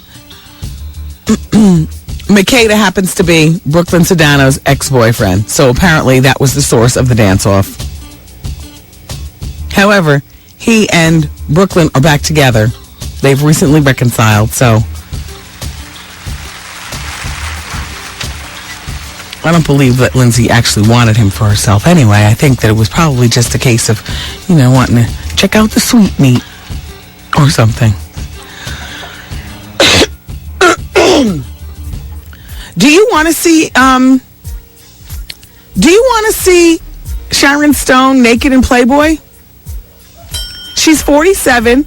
They say her body is still amazing, and it's been almost 15 years since the last time she posed for the magazine. And she says that she'd been asked to pose again before she turns 50.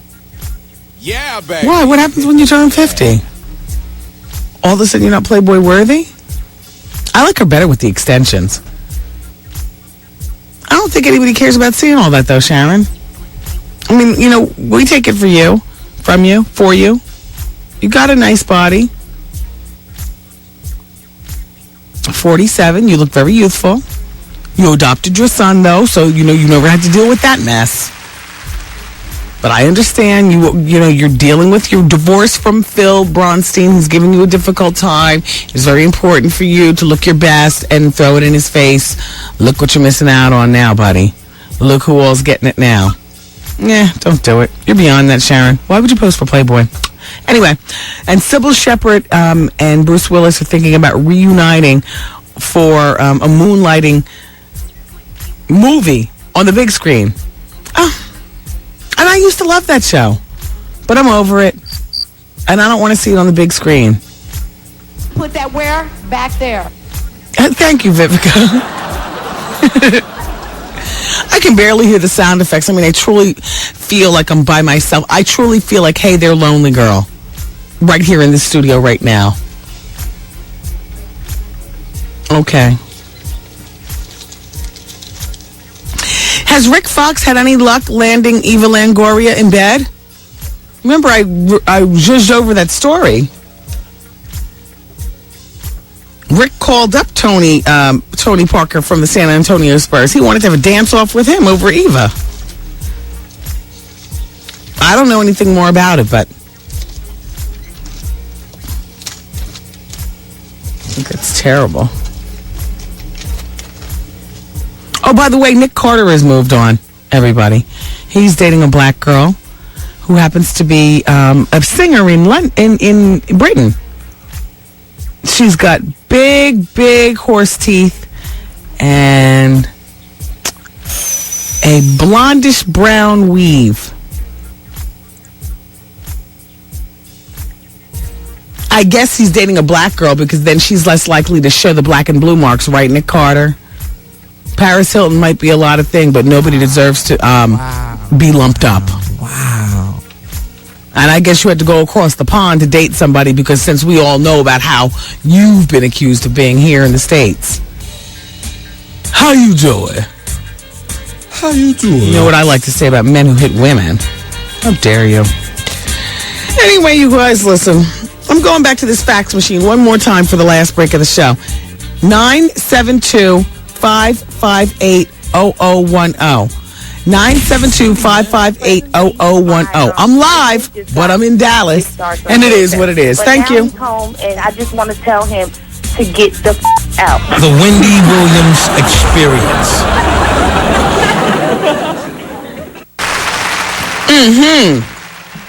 It's the weekend. It's the weekend. Yes, indeedy, everybody. It's the Wendy Williams Experience, too. Half the show today was a best of show. The second half of the show, I'm proud to say I found a studio, and I've been live. I'm in Dallas right now. I'm promoting my new CD, Wendy Williams Brings the Heat Volume 1, which actually is not in stores until the 28th, which is next Tuesday. And for those of you in New York, I'll be doing my opening day signing at the FYE store in Rockefeller Center, which I'll be doing signing from 6 to 8 p.m. Rockefeller Center FYE store on Tuesday. In the meantime, for those of you who shop small mom-pop retailers, some of them already have copies of my CD. I know because one of my homeboys in Chicago already told me that he went in and picked up the CD. No, not the bootleg, the real one. So we're just a few days before it's actually released, but I'm touring and I'm thinking of you, so I wanted to be on today, and so here I am. Shout out to Erica Evans, who apparently lives here in Dallas, Texas, but she's listening online because I'm not actually on the air in Texas. She says, "Welcome to the greatest state in the union." Well, thank you very much, Erica. You people have been very good to me, and I have something in common with the people in Dallas too, because I like everything big as well.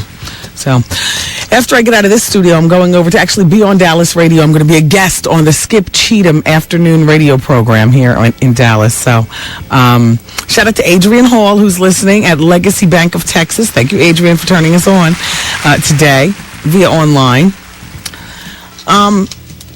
Oh, you know what? I was going to talk with you about Oprah, because Oprah's trainer, Bob, has a few suggestions for us in terms of learning Oprah lost her weight, Bob says, through making some lifestyle changes.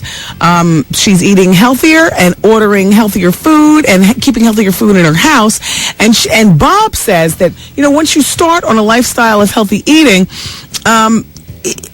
it's easier when you know to focus. Now, here are a couple of rules that he has for eating. Bob says, number one, don't eat before bed. Cut off the snacks at least 2 hours before you go to bed, so your body, because your body isn't trying to digest all that food while you're sleeping. So, anyway. Number two, he says, don't skip breakfast. Which I do all the time. Skipping breakfast seems like a quick cut in calories, but morning meals actually kick off your metabolism.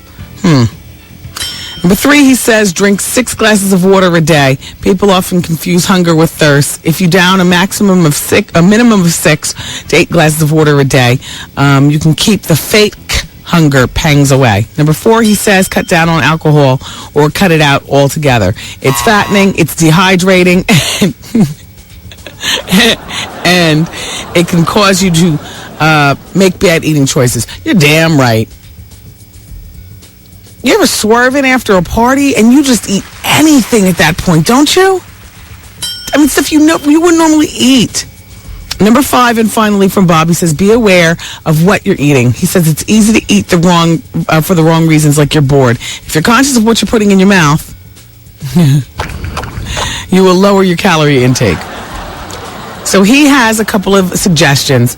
He says, almonds, which I love almonds, 164 calories for an ounce. They're good in unsaturated fats, high in protein and fiber. Almonds are good for you.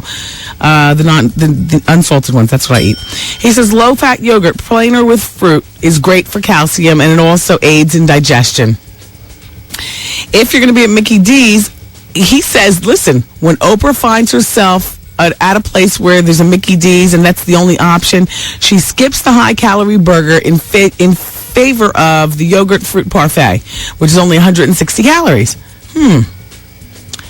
He also likes raisins as a snack, he says, because they boost the body's antioxidants, and raisins are a sweet, natural snack.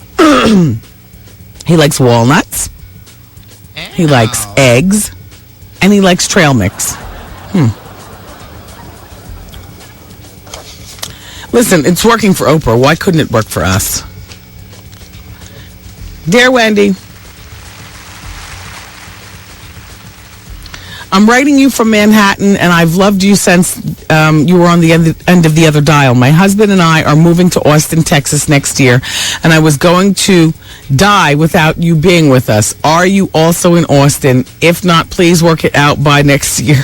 I work on East 57th Street, and I went to Bloomingdale's on my lunch break and spotted Freddie Jackson walking around the men's sports department. He looks quite frail, but who knows? Everyone wants to be thin these days. I'm going to try to get your CD when it comes out on Tuesday. Thank you. Thank you. Well, yeah, Freddie Jackson was actually at the VIP CD celebration the other night, the pink carpet affair. Yeah, he's lost weight. Everybody seems to be losing weight these days, or trying to lose weight, or making an attempt and maybe failing, but at least you're making the attempt. And there is such thing as losing too much weight, where all of a sudden you look gaunt and skinny. I personally didn't think Freddie looked that way, but I was thinking about people like Lindsay Lohan and Michelle from Destiny's Child, even though she looks like she's just naturally skinny, you know. Anyway, let me move on. No, I'm not in Austin, Texas. I'm sorry. I'm not on anywhere in Texas. I mean, I'm in a little room right now, but only you guys are hearing this feed. Texas is not.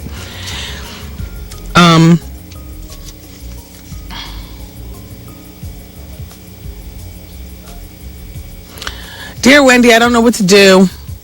I met this 25-year-old Puerto Rican poppy, and we've just been moving way too fast. He already told me that he loves me. But anyway, he went... He gave me a professional. It was so good. You know what they say about the Puerto Rican poppies?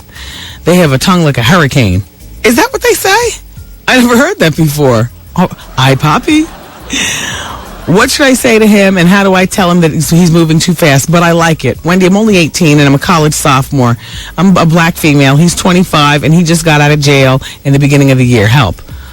You better use your birth control, because he has potential to bring you down. And not because he's Puerto Rican. That's not what I'm talking about. I'm talking about because he just got out of jail in the beginning of the year. You're 18 years old. I trust you have no children. You're a black woman. You're trying to do your thing. You're already sophomore in college. I mean, talk to him. Talk to him normally and sensibly. Listen, we're moving too fast. You know, I'm a college student. I've got a lot to do. You just got out of jail. You got things you got to concentrate on, like reconnecting with society. Is he back working and making money? You know, does he have children? And so on and so forth. There is no way to talk straight with somebody except to talk straight. So, while I know, congratulations on your new relationship and stuff. If he's moving too fast, according to you, then he's moving too fast. And so the best way to stave that off is to hit him with it straight. And it's no words. I like you, but I don't love you. I know you said you love me. I like you, but we're moving too fast. I like you, but I've got other things to accomplish. I'm only in my sophomore year in college. You're 25, which is not over the hill, but it's a bit older than me. You know, you've got some things to establish in your own life, like trying to reconnect with society. What kind of time do I have left? Is it time to go? Have I already been cut off? No, you're not cut off. You're still on. Is the show over? It's a wrap. Oh, I love you for listening today, everybody. Have a wonderful weekend. It's a best of show on Monday. You all take care. Bye. Party people. See you later. I'm saying bye-bye. Good night. Program complete. Extra hour. Everything is organic here on the bonus hour. Yeah, baby. Hey, yo, check this out. Wendy, man. Here it is. It's the bonus hour on the Wendy Williams Experience. 107.5 WBLS, New York.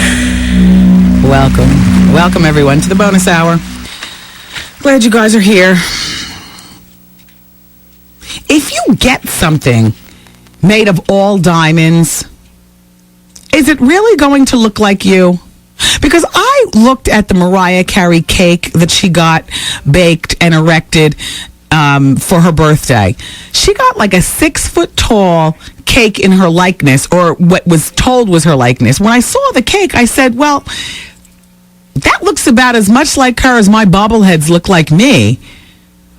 So I wonder what Usher's watch face will look like. He and Kanye West both got these custom ordered wristwatches with diamond encrusted likenesses of them on the face. I wonder how that works.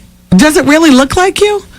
Okay, I can see cognac diamonds for the skin color, black diamonds for the hair, pink diamonds or lighter cognac diamonds for the lips, black diamonds for the eyes.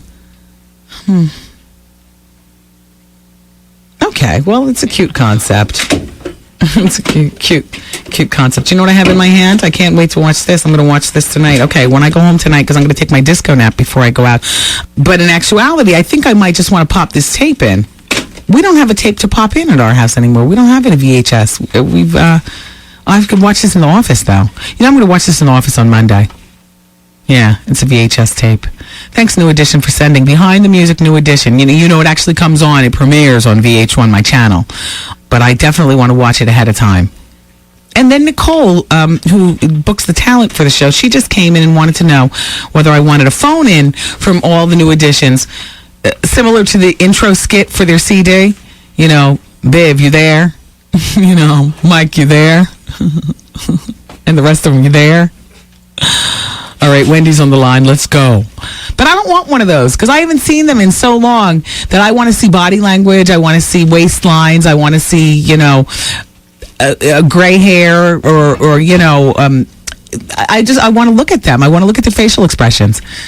So I declined the phoner, and I'll wait. You know, I'll promote the hell out of this.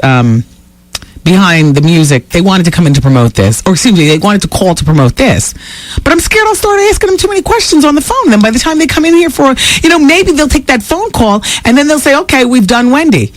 And then I'll never get them in here. Because truth be told, they're probably all scared except for Mike Biv. And even he was a little bit nervous, but he called behind the scenes to see if it was still all love, because he thought it was all love. And I said, it's all love, Biv. But I think that if I take a phone call from all of them, you know, from all parts of the world, they all, you know, get on the phone, then all of a sudden that'll be my interview and that'll be it. I'll never be able to see body language. So I have to refuse the interview on the telephone in order to get them in here with the body language. And Biv told me that, and I know you're a man of your word, Biv. He's going to get them all in here. All of them. Except for Bobby, you know, he won't come in. But Behind the Music New Edition, I got to say, this is going to be something real special. I'm watching this. I can't hang around after the show tonight.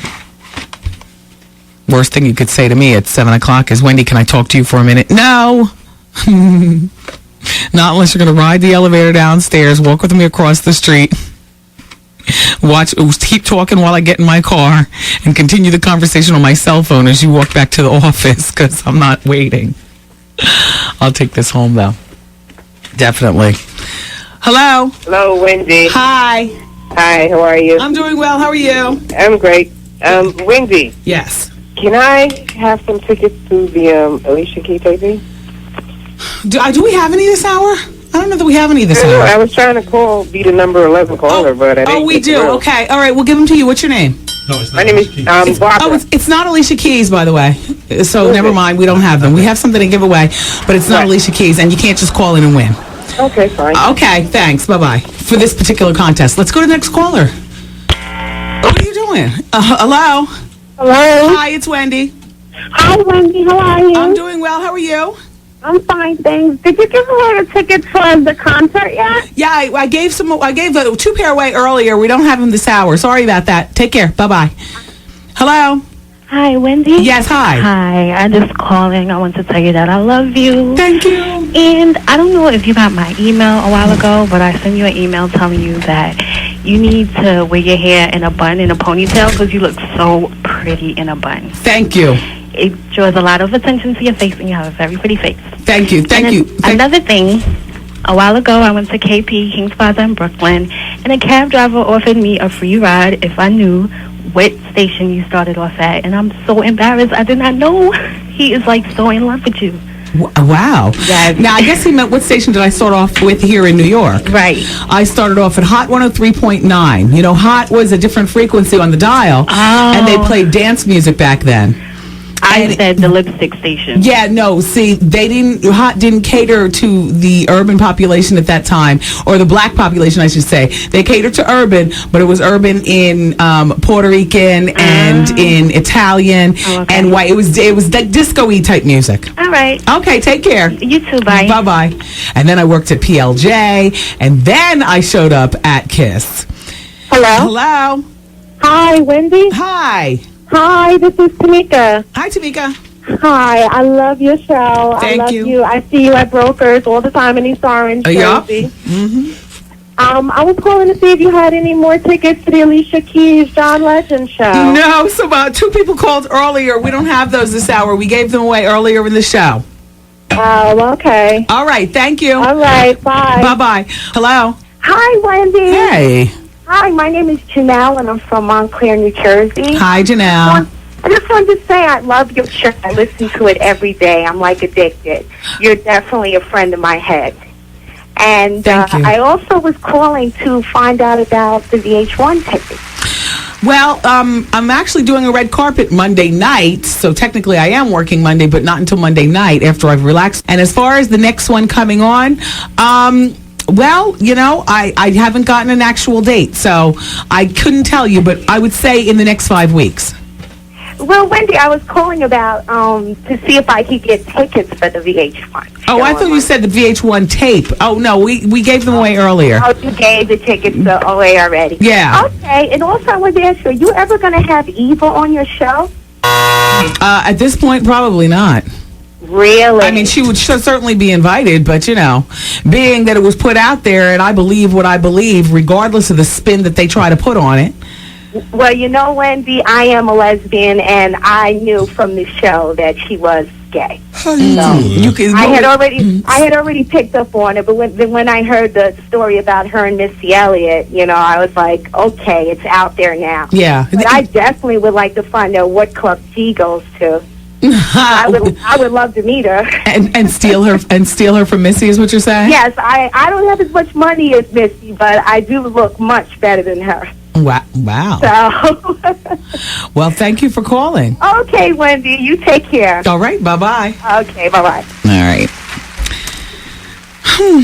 Don't forget, Vaughn comes up at 7 o'clock with the Quiet Storm. Dear Wendy, I'm a 25-year-old woman, and I've been trying to get pregnant now for 5 years. I'm engaged, but I found out that my tubes are blocked and I can't have children without having the in vitro process, which is very costly. We can't afford it. Everyone around me is just popping out babies like it's nothing. I can't even go to baby showers or children's parties without crying afterwards. I know what you mean. Do you know of any programs, whether it be government or private, that can assist me with this? I haven't even told my family because I'm too embarrassed. Only me and my fiance know about it now. Signed, Desperate. No, I don't know of any programs. I know people who have gone through this, and the best I can tell you is ask your doctor.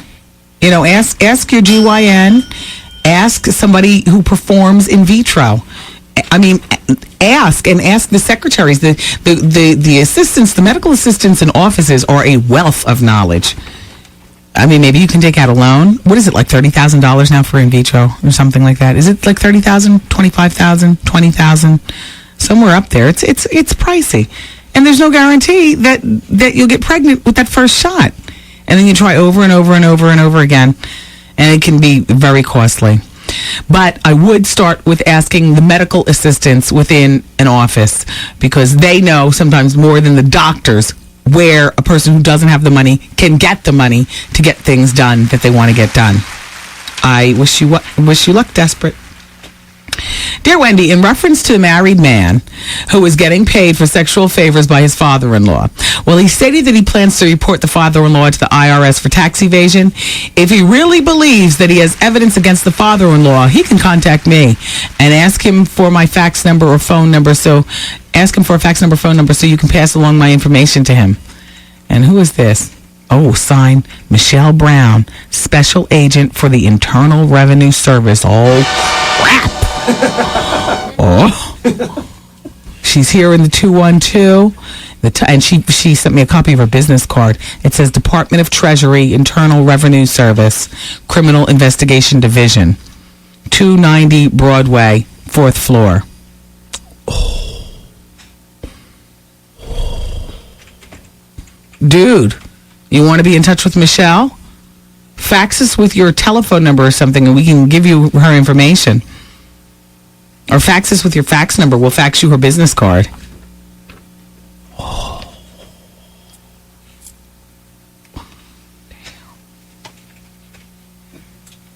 Dear Wendy, ooh, how you doing? Will you be on the red carpet for the 2005 BET Awards in June? Didn't the BET Awards just happen? Don Cornelius didn't invite... Oh, that was the Soul Train Awards. I don't know. VH1, am I going to be on the red carpet there? Is it okay if listeners say hello to you and Miss Artie Life of the Party out and about around the tri-state area? Of course. Yeah. And I know you dislike the show Tripping with Cameron Diaz on MTV, but next week's show will have Farnsworth Bentley. Ooh, how you doing? Tell Artie, hey, Cat Daddy, a toe is a toe. Thanks. That's from Candace. Thanks, Candace. Or what they call you after midnight on a Saturday, Candy. Try to be all sophisticated between the hours of 9 and 5. Candace. Hair up in a bun, breast taped down. You know how that goes. Prescription glasses on. She lets that bun down and untapes those boobs and takes those glasses off. It's Candy. Ow! Well, congratulations to Puffy. He doesn't have to pay as much child support as he thought he'd have to Misa Hilton Brim. And Misa, listen, girl, this is still enough money to luxuriate on you, Justin, your husband, your mother, and all of them. $21,000 a month for child support. Jeez, Puffy. You're being hit at all angles. Karma's a bitch.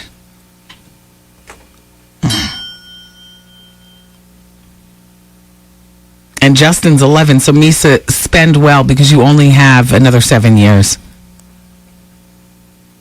I'm looking for you to retire off this money, girl. Yeah, baby. Yeah. Yeah. Mariah Carey is slamming an ex-boyfriend because he took her to what she describes as a diner-style restaurant.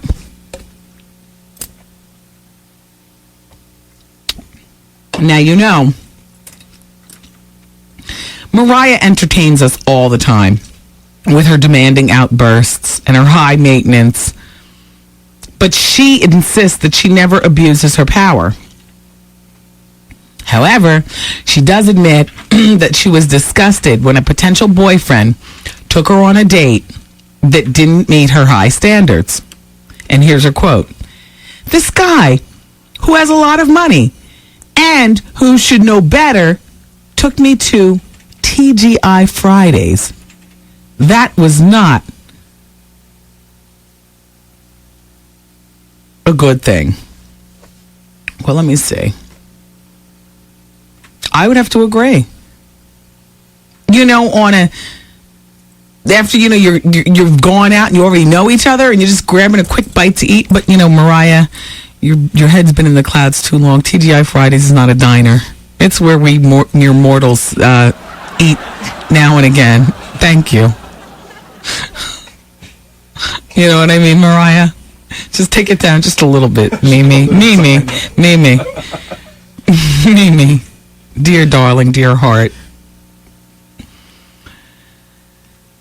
Who would take Mariah Carey trying to be her boyfriend and you're taking her to TGI Fridays? What was this, OJ? An Ordinary Joe? I mean, if it was, then fine. Then you call that cute and you're not trying to break an OJ's bank. But Mariah says this is a guy who has a lot of money. But then again, maybe he was just trying to see how real and down to earth you are, Mariah. You know what I mean? He knows that you already know that he's a man of means and that you can take him, you know, to the finest restaurants, or that he can take you to the finest restaurants. You already know that. But what he was trying to get at is the other side of Mariah. And he was using a strategy of taking you to an OJ type of first date place. And although you say he failed the test, you failed the test too. And that's why you are now with a man who has diner-type behavior when he's with women like you. I'm talking about Flavio, Mariah, the one who left Heidi Klum while she was pregnant, insisted it wasn't his baby, DNA proved it was his baby, the same one who's backhanded Naomi Campbell across his yacht. And this is the kind of man I'd rather go out with an OJ who's going to take me to a TGI Fridays. than be trapped out at sea with some crazy man named Flavio. That's all I'm saying, Mariah. Take it down 1,000, Mariah. Even Kimora Lee Simmons loves Red Lobster. She's got more money than you. That's all. And I love Mariah Carey, but I just got to call it like I see it. Hey, Mimi. Snoop Dogg, everybody, admits that he gets a bit nervous, often paralyzed with nervousness before he goes on stage, even today. And here's his quote. No matter where I go, I always get a little nervous because I don't know what to expect. It's a lot of people screaming and their expectations are high. They paid their money just to see Snoop Dogg do whatever it is that I do, and I don't ever want to let him down. So in the beginning, I'm always a little nervous, but once I walk on stage, I'm just ready to get it cracking. Yeah, I hear that. Nothing wrong with that dog. Guess who's got a new column? Which is going to blacklist her from a lot going on in Hollywood, because now everybody's going to know that is there something funny that I'm not getting?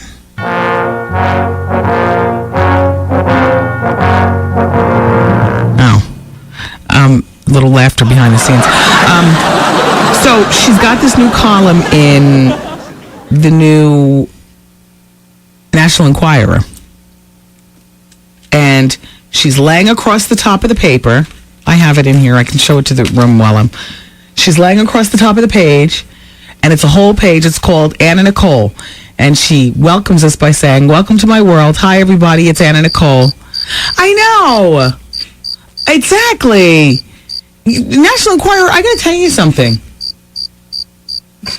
All right, well, let me just read some of the stuff she's gossiping about, but let me just read you the introduction. Welcome to my weekly column for the all-new National Enquirer. A couple of months ago, my lawyer was called by the newspaper editor who wanted to talk to me about writing some stuff. Was he kidding? The National Enquirer? Don't they always write bad stuff about me? I said no, but like always, my lawyer wouldn't shut up. He said he wanted me to do it, yada, yada, yada, so on and so forth. So watch this space. Love and kisses, Anna. So now on the space, let me see. Here's a little blind item from Anna. It says, shh, I can't say who. Well, not yet. But I heard a certain Hollywood actress is sneaking off behind her boyfriend's back to play with her producer in his private suite at the Beverly Hills Hotel. You better watch out, guys. I saw you in the elevator together, and if I spot you, the bellboy may have seen you also. Now she talks about Demi and Ashton. And this little segment is titled, Age Doesn't Matter. Look at Ashton and Demi. Wow, go Demi, go Ashton, go age half difference. Demi is expecting again. I'm glad someone's getting some attention. Demi is really a great mom. And her boyfriend, Ashton Kutcher, will be a great dad. He's funny, he's young, but to be honest with you, I'm a little jealous. I want kids again. 4 more. How old are you, Demi? Tell me I still have a chance. Well, Demi's old enough to know better than to smoke while she's pregnant. And she was caught cupping a Marlboro. Cupping it, like she's smoking it like a man. Or like you're walking down the street smoking a blunt and you don't want the cops to see you. And Ashton was with her, and she's smoking. And it's a recent picture, and they got the picture. They got her. They swooped down on her, much like they swooped down on Catherine Zeta-Jones. And Catherine Zeta-Jones was full belly pregnant and caught on the balcony, like somewhere over in Europe. The paparazzi were lamping in the bushes and took a picture of her smoking on the balcony. And it was a picture that it was sent all around the world. All the newspapers ran it. Anyway, here's what she says about Pat O'Brien. Then we'll move on. I mean, she talks about a bunch of other stuff. I don't really care what Anna Nicole Smith has to say in terms of gossip, only because she's still trying to fit into the Hollywood mold. So she's not really going to be saying anything except for sticky sweet stuff like she said about Demi and Ashton. That's not why I opened the Enquirer. You know what I mean? I like to see the backbiting and stuff. It sounds terrible to say. I feel bad about saying it, but honest to goodness, that's what I like. That's when you guys think this show is at its best. It's sad. It's a sad world. What makes us happy? So here's what she says about Pat O'Brien. Now, with all we know about Pat O'Brien, this is what Anna says. Pat O'Brien, I feel for you. Everyone knows you as the guy who hosts The Insider on TV, but I know you as a friend. And although I know what you're going through, rehab sucks. There's no special treatment, so be strong. I'm rooting for you. I wish you the best of luck. I'll be your first interview when you're back on TV where you belong. See, shut up, Anna. Go sit down someplace. Go take another pill. As a matter of fact, is this column even written by her? Is she functional? Is she able to write? Is she able to really observe other people's behavior when her behavior is so wacky? Shut up, Anna. National Enquirer, really? Really?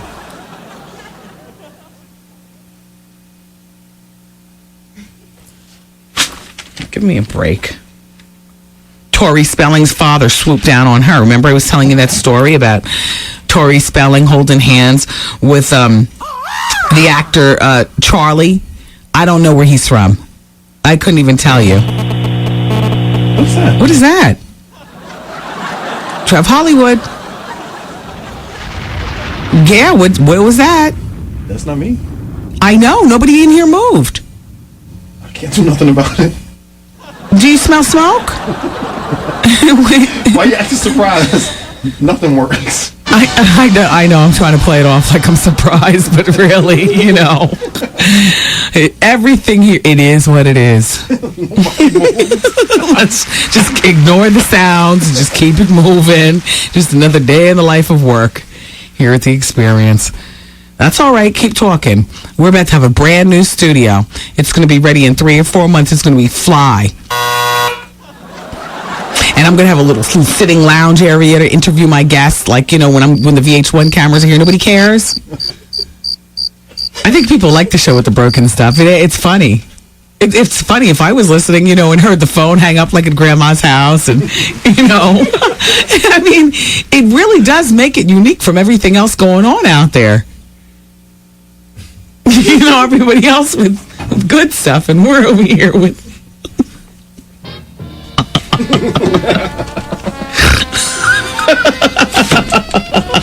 Paul Sanchez is about to change all of that. Yeah, Paul Sanchez is here. He's our chief engineer. We poached him from KISS. Ow.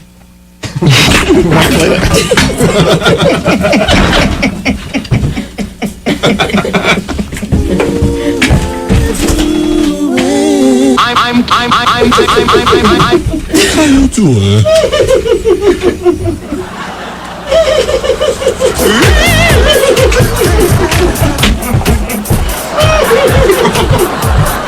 Come on.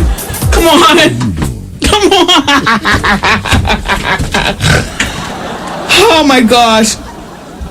I'm sorry, Miss Jason Williams, but I gotta use one of your t-shirts to wipe up this mess that I just made.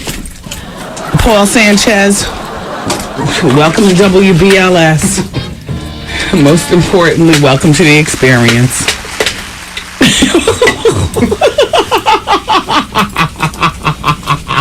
Please help us get this thing together. Do I have boogies hanging out of my nose? Oh. He caught me in mid-swig and I laughed and it went everywhere. Oh gosh. Let me sit down. Listen to the sit-down chairs. Just everything. Just a mess. Oh God. I love it. Don't you say nothing about my station. We got it going on. Right, so Tori Spelling is walking down the street, you know, with this guy, this actor Charlie.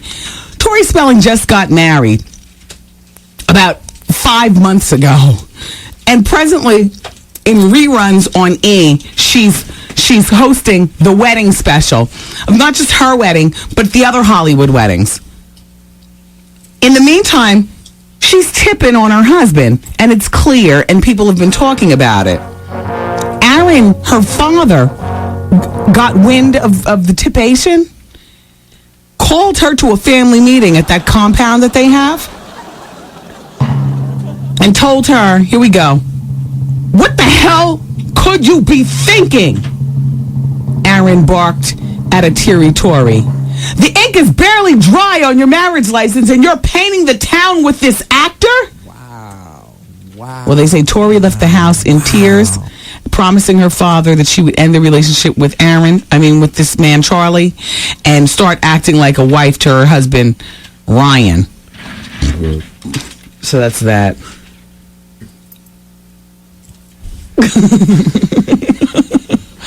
We're going to take a break. 866-GET-WENDY. The phone lines are open, and we'll be back to round out the bonus hour next, right here on the station with today's R&B and classic soul and the Wendy Williams Experience. It's 107.5 WBLS. Coming to DVD. He put me out of the house. Who house? Our house. Ooh, that make me mad. Don't get mad. I'm the owner of this house. My granddaughter Helen is the owner of this house. You the hoe. Get Medea. I'm calling the police. I ain't scared no popo. Call the popo, hoe. Critics call Diary of a Mad Black Woman a knee-slapping, gut-busting crowd-pleaser. Kimberly Elise, Steve Harris, Shamar Moore, and Tyler Perry. You just huge. You big as a beaut. Broadcasting live, it's the queen of radio, Wendy Williams.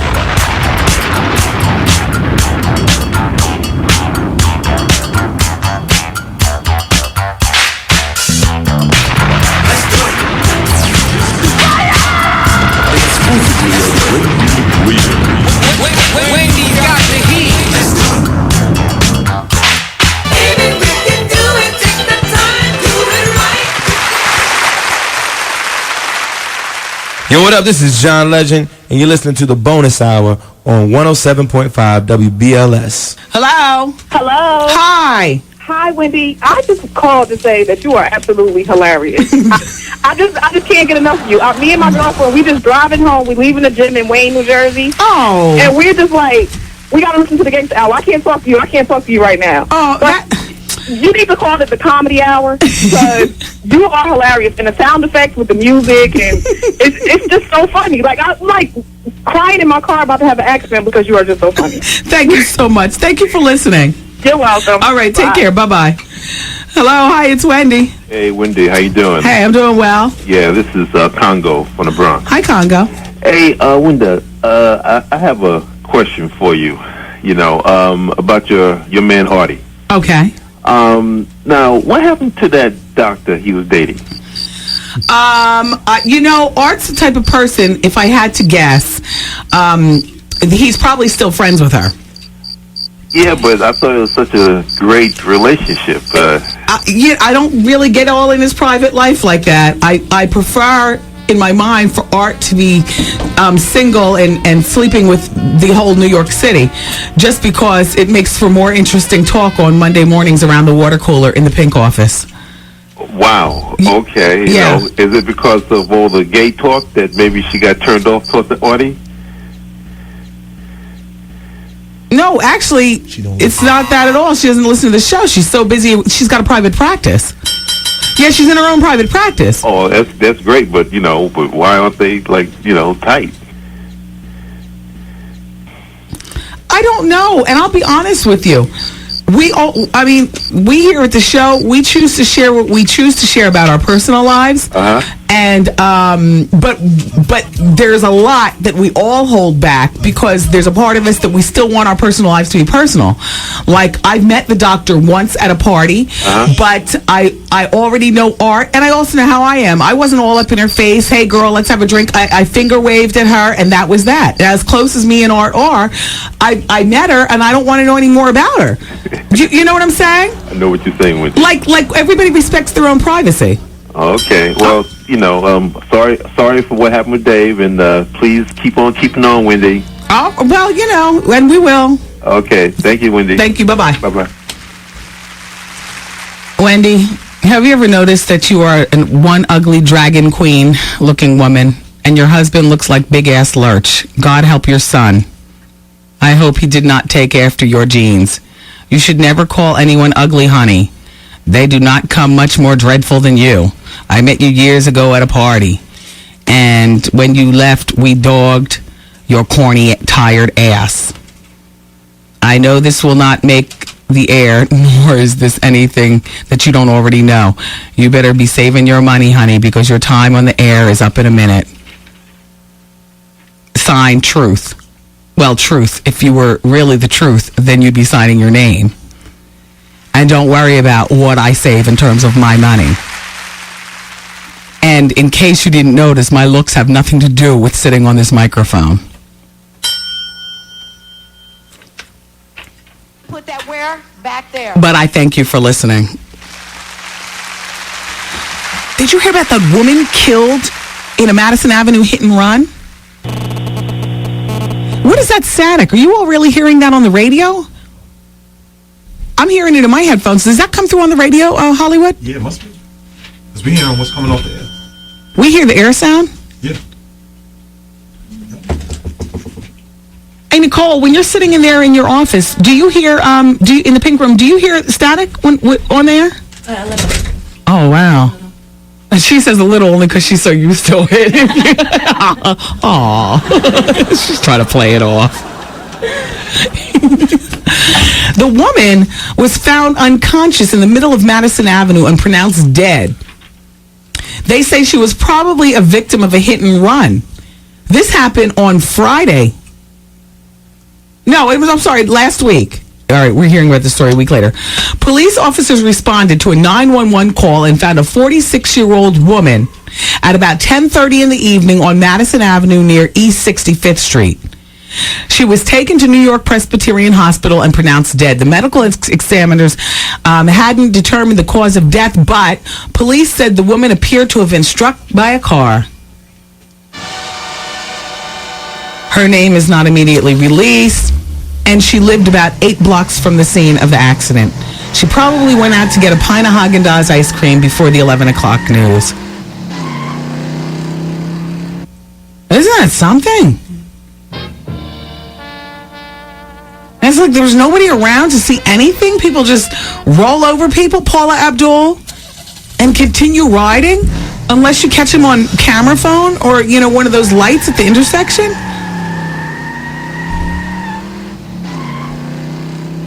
If you hit somebody in your car and nobody was around to see it, would you keep going? I would. All right, nobody say anything. But there's 5 people in the room. If nobody sees it and you hit somebody 10:15 at night, you probably just came from a few drinks after work. You're on your way to hit the Midtown Tunnel to go home to your family over in Long Island. Would you keep going? Put your hand up if it's yes. 2 people in the room said yes and 3 said no. And ironically, the person who you think would say yes has said no. Wow. That's Miss Gladys' son. I don't believe him. She raised a good one. I don't believe him. I don't believe him either. I absolutely don't believe. Let's redo that. If you hit somebody in your car, okay, it's after midnight, so it's clearly not a child out in the street, and you're trying to get to the tunnel as fast as possible to get home, and you hit somebody, and nobody's around. Raise your hand if you keep going.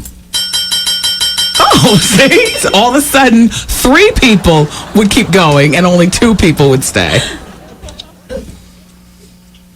Now, when you say that you would stay for you 2 people left, is it that you would put a note around the person saying, identifying that they were hit by a car and it wasn't like a heart attack or something? You understand? Or would you stay and call 911 and stay? Because, see, there's a difference between not running and leaving a little note to clear your conscience and go. Franny, you would stay for the whole 911. Hollywood, you would stay for the whole 911. Yes. Dear Wendy, don't listen to that truth idiot. Oh, you look like an adult film actress to me. I'm a female, and if I had the chance... How you do? Thank you. Oh, here's another person. She can put that where up there. yeah. There's a remix to that. Earlier, I remixed it. I said something about you can put that where over there. After midnight tonight, it's you can put that where in there, in here. Dear Wendy, I'm 21 years old, and I just secretly bought a beautiful house in Atlanta on my own. My problem is that I currently live with my mother, and it's just she and I paying the bills. My brother is 17 and has never had a job and never really does anything. My mother is a single, beautiful 45-year-old woman, and I'm afraid to leave her, and she tells me over and over again that she wouldn't know what to do without me. How do I just up and leave? Easy. If your mother's single, 45, and beautiful, she'll be fine. And for you to be 21, purchasing a beautiful house in Atlanta on your own, you are to be applauded. Your mother will handle herself. She's had 45 years of practice. I'm glad you're leaving. I'm glad you're leaving. Your mother's doing psychological games to you. And your no good brother, maybe he'll grow up. Put that where? Back there. Yeah, don't feel bad. She says she'll be alone. I feel bad. Please. Don't feel bad. Go live your life. She's lived hers, and she's still living hers at 45. Look, you all, it's time for me to go home. By the way, Lonnie Youngblood was in the group War. Remember, we gave away passes yesterday, and I was like, who was Lonnie Youngblood? Somebody faxed back. But we got to go home. I love you for listening today. Bye, everybody. The Wendy Williams broadcast day has completed. Oh, man! And WBLS music starts next.